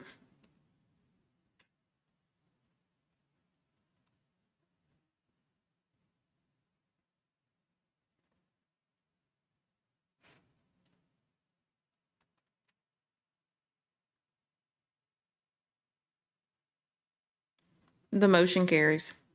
Okay, moving forward with item D8.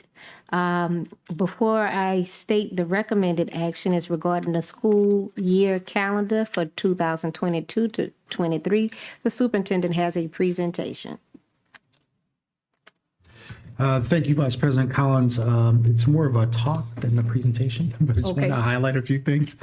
I just wanted to let everybody know one of our goals has been to get as early as possible the school calendar for 22-23. It was a collaboration between many divisions and many offices to be able to do that with this committee. The calendar has been aligned also with regional school systems surrounding EBR. As many of you know, we have within other parishes around us, kids go in and out. And so we were looking at those type of alignments. A few of the changes I wanted to highlight from 2021-22 calendar to the proposed 2022-23 calendar that we're proposing. Teachers will have 9.5 days of professional development. The professional development days are built in the calendar to mark transition and semester breaks during the school year. Teachers will be off for Ash Wednesday, which was a professional development day for them this year. There are 182 days scheduled for teachers based on their salary schedule. You'll see 91 days per semester.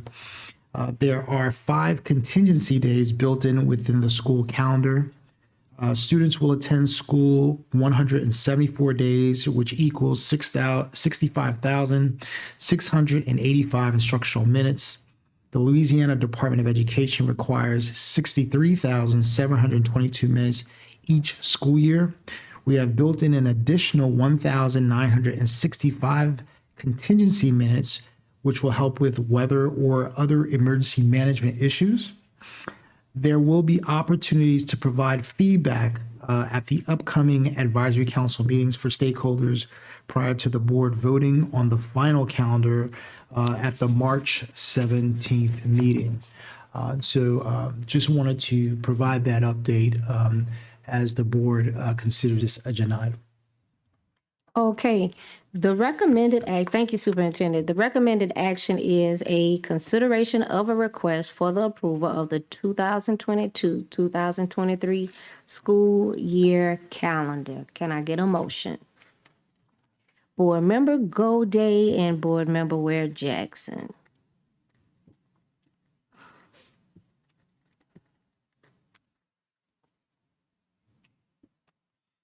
Board Member Bernard. Thank you, Ms. Collins. Superintendent Narcisse, did we follow the process of putting together a committee to develop this calendar? Yes, Board Member Bernard. In the beginning, as I stated, we had a committee of various offices to create the calendar. Did we include educators on those committees?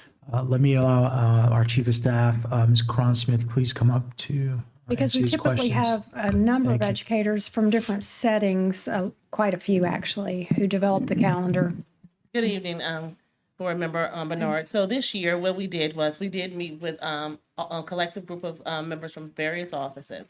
However, what we are planning to do, because we do want to give opportunity for schools to have some insight, we also sent principals an email asking them to select 5 members from their community to include not only staff but also parents to provide some insight on the calendar. And so beyond the advisory meetings that Dr. Narcisse referenced, we're going to get some additional input about the calendar, but we wanted to move forward with the proposal of the calendar without delay to make sure that we had it available earlier in the school year. But we are going to continue to get additional input before we present it for a final authorized vote to this board. So in the next 2 weeks, we're going to have additional input from them? Yes. And we will make adjustments to it in the meantime? Yes. If they recommend it? If they recommend it and we agree with those recommendations, yes, ma'am. Okay, thank you. I know that I've heard from people this year already that their schedule does not align with their children's schedules. Yes. Because we chose to have the week before Easter rather than the week after Easter. Yes, and so that's one of the reasons why we looked at other regional school system calendars, so we can be aligned across the region, because we understand that some of our educators do live in other parts of our region. So we do have alignment there. Good. We need to match everybody's the same, especially the parochial since we transport them. But and it doesn't mean that we'll always be in sync with LSU and Southern though, because they might be on a different calendar. Yes, But post-secondary institutions are typically. I think one of the most important things though is to have input from the educators at the various levels and the different types of programming and from the parents. So thank you for including them. Yes, agreed. Thank you. Board Member Dyson. Yes, I wanted to see if we could get a comparison of the start date for the 10-month employees from this year compared to this proposal. I don't have that available to me, but we can look at it from the start date for this year. I think the start date for all employees was the same. It was the end date that varied for our school 10-month and 11-month employees. I'm just trying to figure out, we should be able to pull that up on our website right now. Yes. Or Now, something. I do want to make sure that we emphasize, if you're looking at the calendar we proposed, if you look at the last day for the 10th and 11-month employees, you will see a variation in their end date. They will end on June 7th and June 28th, respectively. For 10-month? For 10-month is June 7th. If you look at June, it's written on the side as a note. And for 11-month, you will see the end date for 11 months to 28 in comparison to our 9-month employees who will end on May 23rd.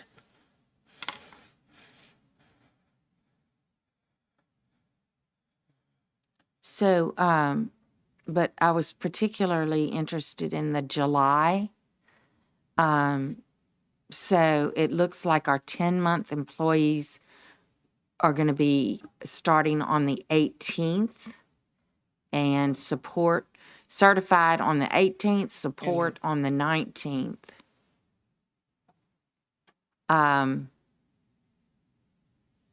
I don't know what that's meant, instructional leadership team, 18th through 21st. That's our in-service for our school leaders and their instructional leadership teams that would like to participate. So that's a professional development opportunity for school leaders prior to the opening of school. And then on the certified employees that start on the 18th, is that not PD? All the way until the students come? And I don't have the calendar in front of me. We can pull it up on the screen. I can look so I can make sure that I'm referencing what you are asking me. I need to see it. Okay. Okay, here we go. Thank you. Okay. So I'm wondering, like, did they start as early as the 18th Yes. of So the July start this date year? is 11 and 8, and the 18th is for 10 months. Thank you. And is that an earlier start than this year? I'm not sure what the start date was for this year for the 10 and 11 month employees. I will need to look at that. Oh, I'd like that to be looked at. I know that was a real sticking point for us last year. But let me emphasize this. I understand, but I do want to emphasize that we did have our payroll and salary personnel look at the calendar to ensure that we were aligned with their payment schedule for those students who work, those individuals who work 10 or 11 months. So this start and that end date is aligned with to make sure that they're paid respectively for the time that they're employed for their tour duty. So I'm just concerned about a 10-month starting in July and ending in June. And making sure that that really is 10 months, because it seems more like 10 and a half. Yes, so the dates were counted by Nadine Witt, but I will verify. Yeah. And we made sure that the salary, so she marked the dates, and those dates were stipulated based on the salary schedule. I know there's a lot to do with Chromebooks, checking out, and, at the end, checking them back in. And I know and I know that 10-month employees were asked to be leads on some of that, and I know that they ended up having to and librarians were asked, deans were asked, and I know that they ended up volunteering their time, and only because of their loyalty to their school site leadership. And so I want to make sure that we're addressing that from the get-go. So please bring that information back as soon as you get it. So we'll respond to you in the board inquiry to make sure that we can, with those dates, to make sure. I really appreciate it. Thank you. Thank you. Board Member Ware Jackson. If we have a little more work to do on this calendar, shouldn't we move it forward without recommendation? I think. Well, I'll move to do that. So a substitute motion. Yeah. Can second? Okay. Substitute motion. Yeah, to move it forward. Oh, I'm sorry. Wait. You was a second on the main motion. Can we do Did I make the main motion? Yeah. I'll accept a friendly amendment. Okay. Good. And amended motion. I know you expect me to make this comment, so I will. I'll pull my plug once again for later start dates. I do it every year, and it's never happened. And Lord knows we need it. But I stand on that sentiment that if, once you move it back a little farther, everybody's ready. It's not as hot in August. I mean, it's not as hot as August in after Labor Day. And, it used to work really well that way. It just seems like summer just gets shorter and shorter and shorter. Thank you. And then I just have a question about parent-teacher conference days. I know in the past, and we don't have to do everything like we've done in the past, but usually early dismissal days were days that help teachers schedule parent-teacher conferences. And I see, it appears that most of the early dismissal days are devoted to professional development. And I know we definitely have to get professional development in, but my concern is what time are we allocating for teachers to be able to sit down with parents and make sure the parent understand, they can work with the parent to get them on track. Am I overlooking anything, or is that something we should also consider moving forward by the next meeting? Vice President Collins, what we have said to everyone is that teachers are constantly communicating with families and parents, and so to dedicate specific time just for that would suggest that our teachers are not communicating constantly with family and parents, and so what we've decided is to ensure that we are providing more professional development in those spaces instead of having dedicated time specifically for that. Okay, I'm just gonna have to respectfully disagree because I know sometimes parents need family, teachers and parents. I just remember from my own personal experience, sometimes you needed a good sit down, show me the papers, even if it's on Zoom or what have you, but that's more than a let's touch base phone call.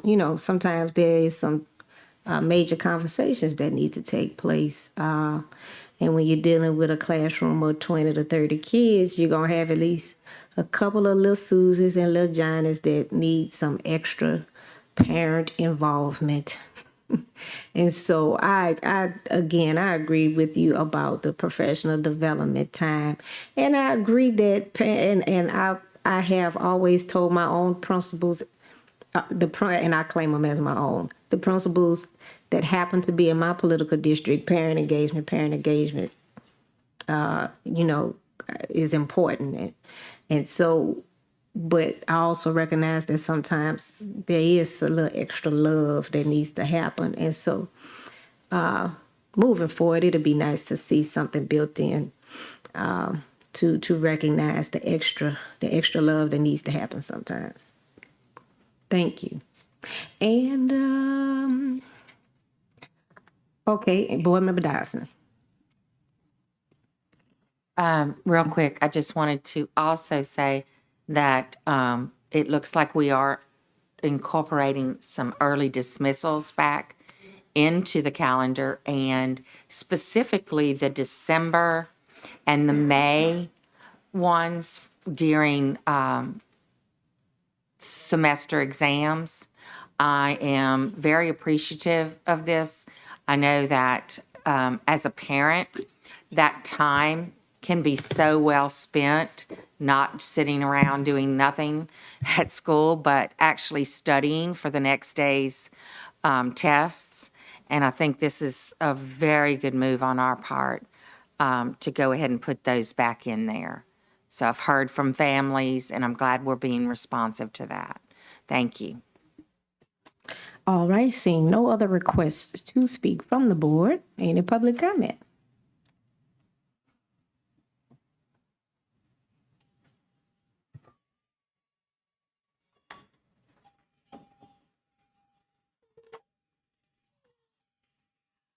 We are super happy that we're actually addressing the calendar right now.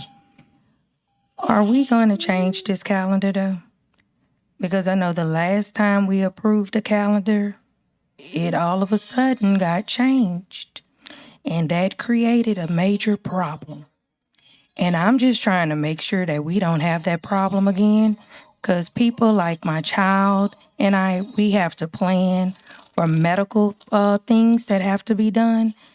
And so we would like a calendar that is actually going to be in existence longer than next month.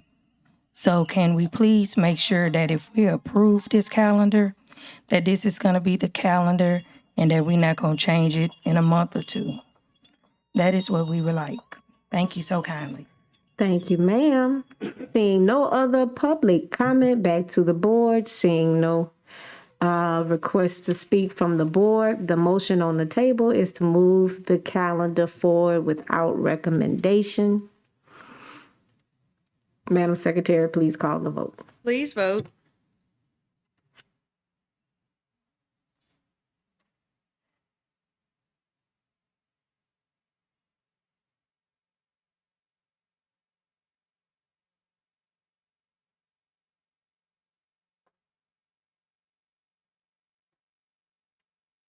The motion carries. Moving forward with item DF, a request for an RFQ for architectural design consulting services for Brownsfield Elementary.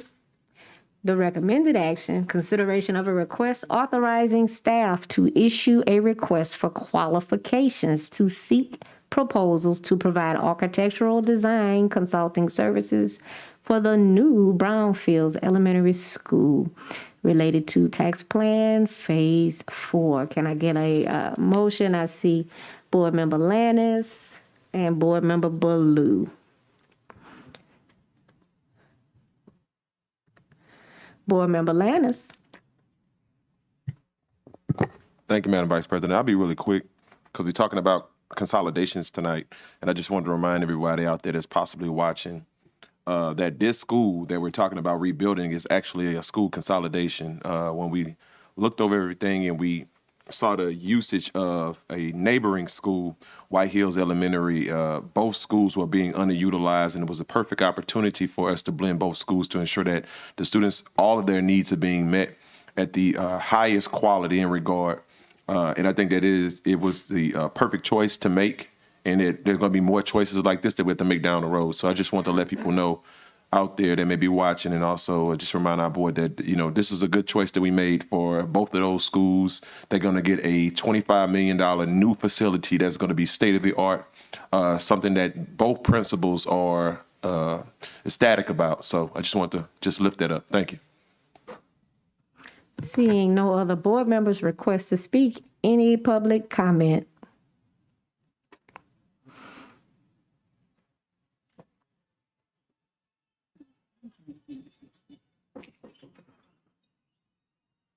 Now, y'all know I love all this architectural design. Can we please ensure that whatever contractor we use make the facility in ADA compliance? Last time we came in this boardroom, the facilities director, Ms. Monique Spalding, asked me if something was wrong with my prescription for why I could not see the actual monitors. And I had to tell her, no, it's not done in ADA compliance. You have it mounted up on the wall, and it's mounted where the light is hitting it in the wrong manner. So people that have stigmatisms or any type of visual impairments, it casts a glare and causes them to have an extremely bad migraine headache. That would be something somebody that is in ADA, that knows about ADA, would actually know, because they would be well versed in knowing how to make sure that things are put in place for those that have any type of visual impairment. We also discussed this door right here that is not within the width for a person with a 4-point walker or a wheelchair. So when I talk about ADA compliance, we're punishing people that have disabilities right now just to attend this board meeting, because they have to go around this room to actually be able to enter. And that is a problem. And if someone like me was to file an ADA problem, the school system will lose that funding, because that is a funding source for our budget. So I ask that when we look at having buildings built, that we actually bring people to the table that really and truly know about having our buildings in ADA compliance. And if y'all just so happen think that it's a joke, go ask New Orleans, because they got penalized for it financially after Katrina for not having an ADA coordinator. Where's ours? Thank you. Seeing no other public comment. Back to the board. Board Member Landis, is that a new request or I didn't clear? Okay. Seeing no other request to speak, Madam Secretary, please call the vote. Please vote.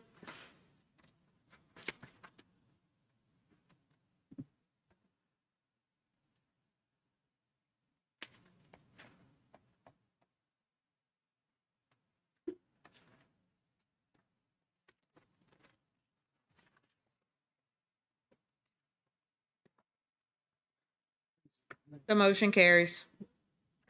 All right, moving forward with item D10, RFP Transportation Software. The recommended action is consideration of a request for the authorization of the superintendent and staff to issue a request for proposals for a comprehensive transportation software package. Can I get a motion?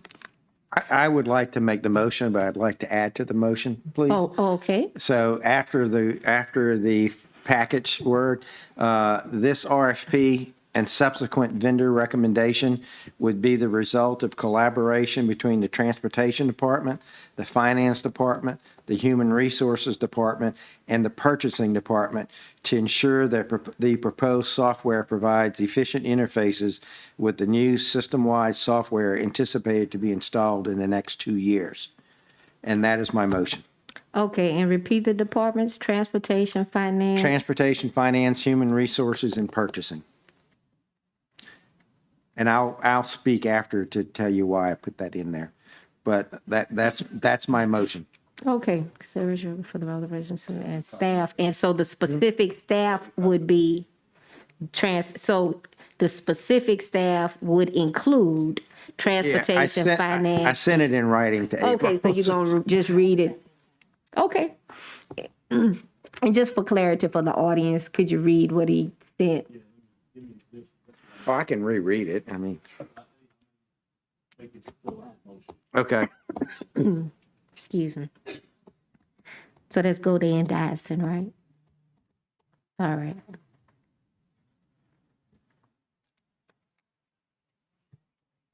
It's got facial recognition. You don't look like me. 1275. You didn't get it?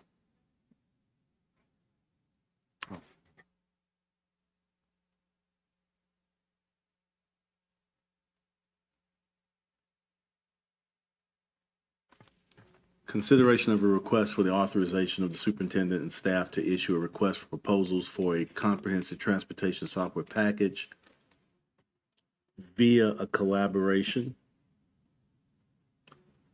So I changed a little bit about what you said, via a collaboration. Scroll down for me.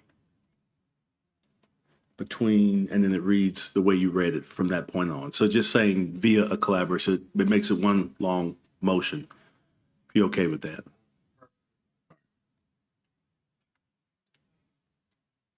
All right. Request to speak from the board, Board Member Dyson.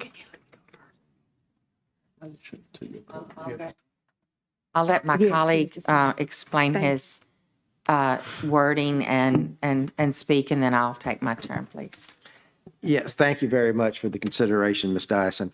The reason I made this motion is we're in the process of vetting different vendors for a new system-wide software to replace our 1995 software that we have.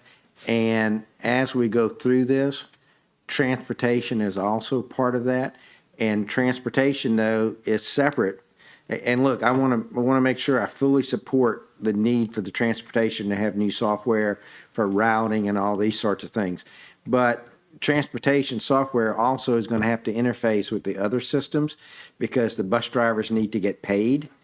The finance department needs to understand how to pay them. The purchasing department needs to pay for repair materials. The finance department has inventory and things like that. So I'm trying to make sure we move away from each department buys what they think is best for their department. We have to start looking at a system-wide basis. And so this is nothing against the transportation department. They need this software. I fully understand it. But we need to make sure that the software we buy plays well with all the other software that we're buying, because there can either be overlaps or things that we're going to decide. It may be decide we want to use the main system to do some of the work, even though it's not quite as good for transportation because it fits in so much better with HR and finance and all these things. So it needs to be a district decision on that as opposed to just a transportation department decision. And I'm not implying in any way the transportation department was planning on going it alone or anything like that. I just wanted it to be very specifically spelled out that we want this to come as a system recommendation from the entire district. Okay. As we go through that. So no rocks thrown at transportation at all. They need this, and I want them to get it. It's something we've been needing for many, many years. I just want to make sure we have a process to make sure all parties that are impacted are heard. That makes a lot of sense. Thank you. Your subject matter experts all at the table, right? All right. All right. Board Member Dodson. Yes, thank you. I wanted to just kind of interject that we've had some concerns out in the community with transportation. And I know that years ago we did we hired a entity that put cameras on our buses, and I think that kind of went defunct, and we have never done anything in that regards. And I think that it would be time for us, as we're talking about a major investment into our transportation, that we also consider the cameras on the buses as part of our safety and transportation efficiency and all of that for our students. I think that, it would just be great if somehow it could all interface in that, that there could be real-time, data on what's happening on these buses, and, people other than the bus driver behind them, this is happening and they're trying to drive, that we could have something incorporated to where others could be privy to all of that in some kind of real time. Thank you very much. Go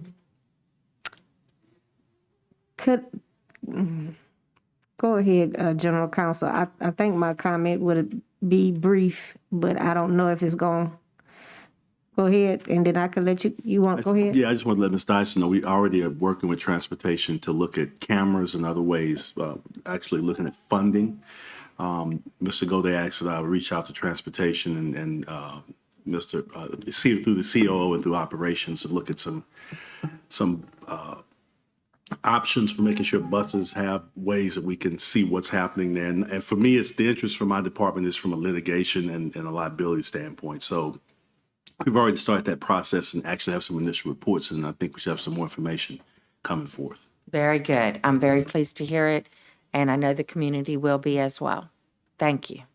And so just real quick, my assumption with this software piece is that it would include the technology department. I'm only clarifying because I don't see any technology people listed. So do we need to, I think it's understood, but since we list in departments, should we add technology? It's fine. Okay, It doesn't all matter. right. Is that a friendly amendment, Vice President Collins? Yes, I'll take it as a You friendly take it as amendment. a second, okay with that? All right. Thank you. And I really appreciate you offering that. I agree with you on that, Board Member Gode. All right, seeing no other requests to speak from the board, any public comment on this item?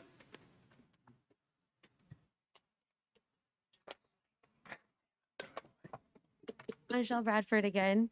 I know transportation is an absolute issue. Parents, students, drivers are all suffering.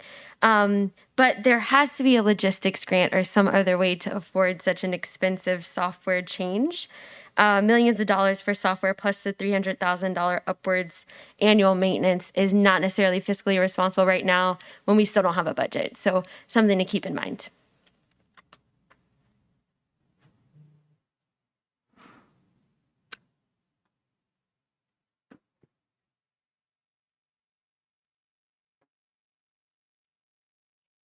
Y'all should allow me to have her remaining time.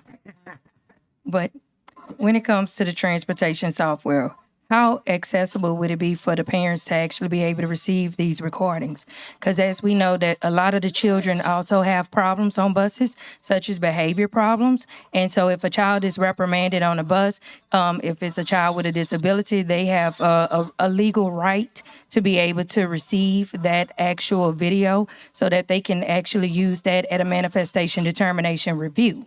So how would that look, and what would the policy look like? 2, what is the funding source? 3, we have a law right now for cameras in the classroom that we still do not have a policy for. So when we talk about transportation software, is that going to interfere with the law that we already have that exists that we don't have a policy for, that we still have yet to provide parents with those cameras in those classrooms for the children with disabilities, such as myself, because I have asked for it numerous times. Last but definitely not least, will this transportation software allow us to know when a bus driver does not pick up a child? I have had to go and pick up children, including children with disabilities, and transport them to school myself. And it has been because our school system has said that they did not know when a bus did not leave and go and pick up a child. And that is problematic. So it's a lot of questions that I have in regards to the software on what it will provide, what information, how useful it would be, and how much will it cost, and what funding source will we be using. Because as we all know, I'm a fiscal spender, and I believe in us actually utilizing our money wisely, not carelessly. So please make sure that we provide all that information, including the policy on how parents can actually access that video. Thank you. Thank you. Seeing no other requests to speak, Board Member Gode. Yes, I just wanted to follow up on a few of those comments. The video portion is not necessarily part of this RFP. It may or may not be, but it's not necessarily part of this.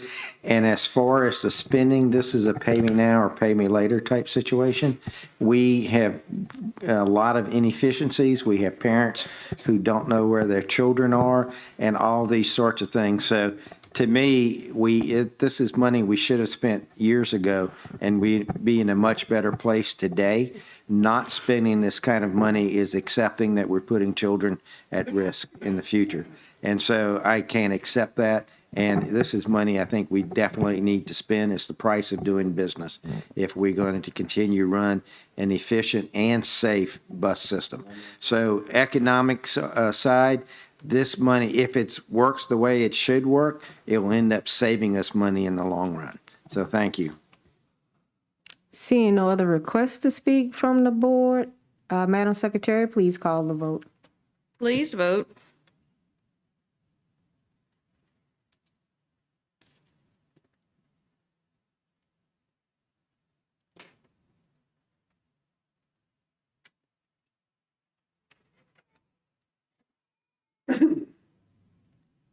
The motion carries.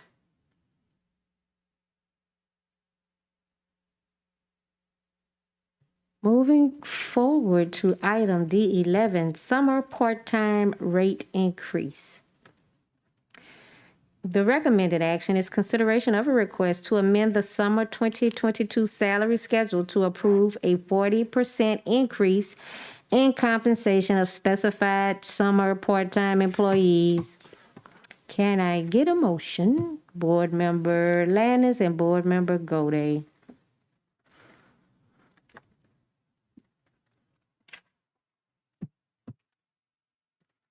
Seeing no request to speak from the board, any public comment?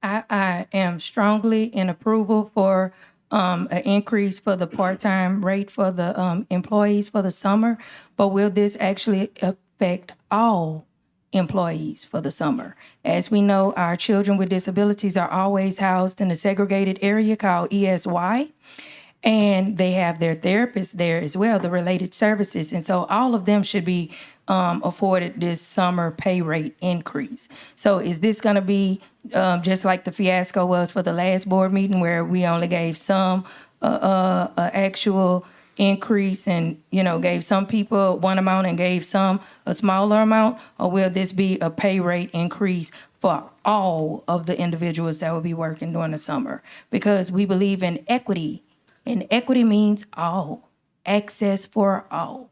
And so that is my point for tonight, that we actually make sure that every single person that works during the summer actually gets this summer part-time rate increase. And also that we make ESY not be a segregated environment, but actually make that accessible to all as well. So that's my question for the board, and I hope that y'all can actually answer that. Thank you so much. Thank you very much.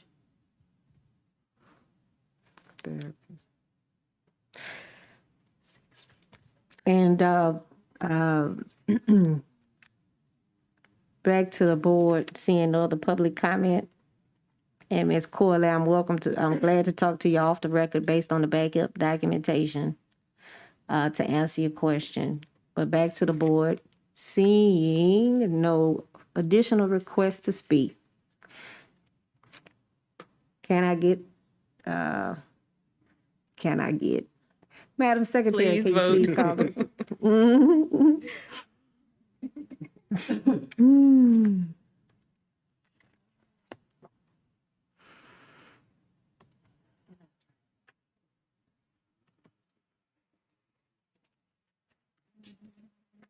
Motion carries. All right, moving on to item D12, litigation. Recommended action, consideration of a request for the approval of the recommendation from Gwen Shamlin, General Counsel of East Baton Rouge Parish School Board, in the matter of Henry C. Brown Jr. versus Kenethia Thomas and the East Baton Rouge Parish School Board, docket number 695 quadruple O, section 24. 19th Judicial District Court, Parish of East Baton Rouge, State of Louisiana, and to provide for related matters. Can I get a motion? Board Member Howard and Board Member Ware Jackson.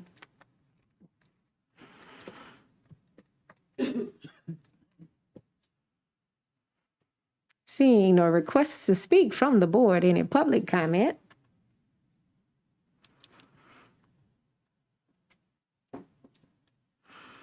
This has to be my favorite topic of them all. Litigation.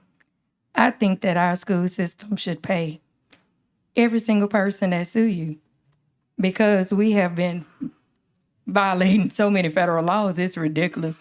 I can name them all, but y'all don't give me a full amount of time, and y'all don't let me claim the time from previous times before to, add to name all of them. But we still love you. And I love all y'all. But we would not have all these lawsuits if we could do something as simple. See, if we could do something as simple as follow the law and making sure that we have board meetings that allow children to actually attend, that would actually keep us from pursuing further litigation. So pay. Thank you, ma'am. Back to the board. Seeing no other requests to speak from the board. Madam Secretary, please call the roll. Please vote.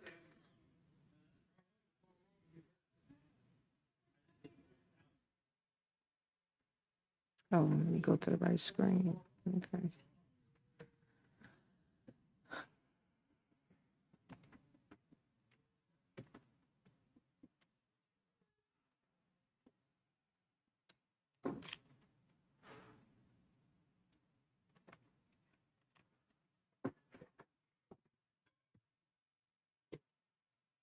The motion carries. All right.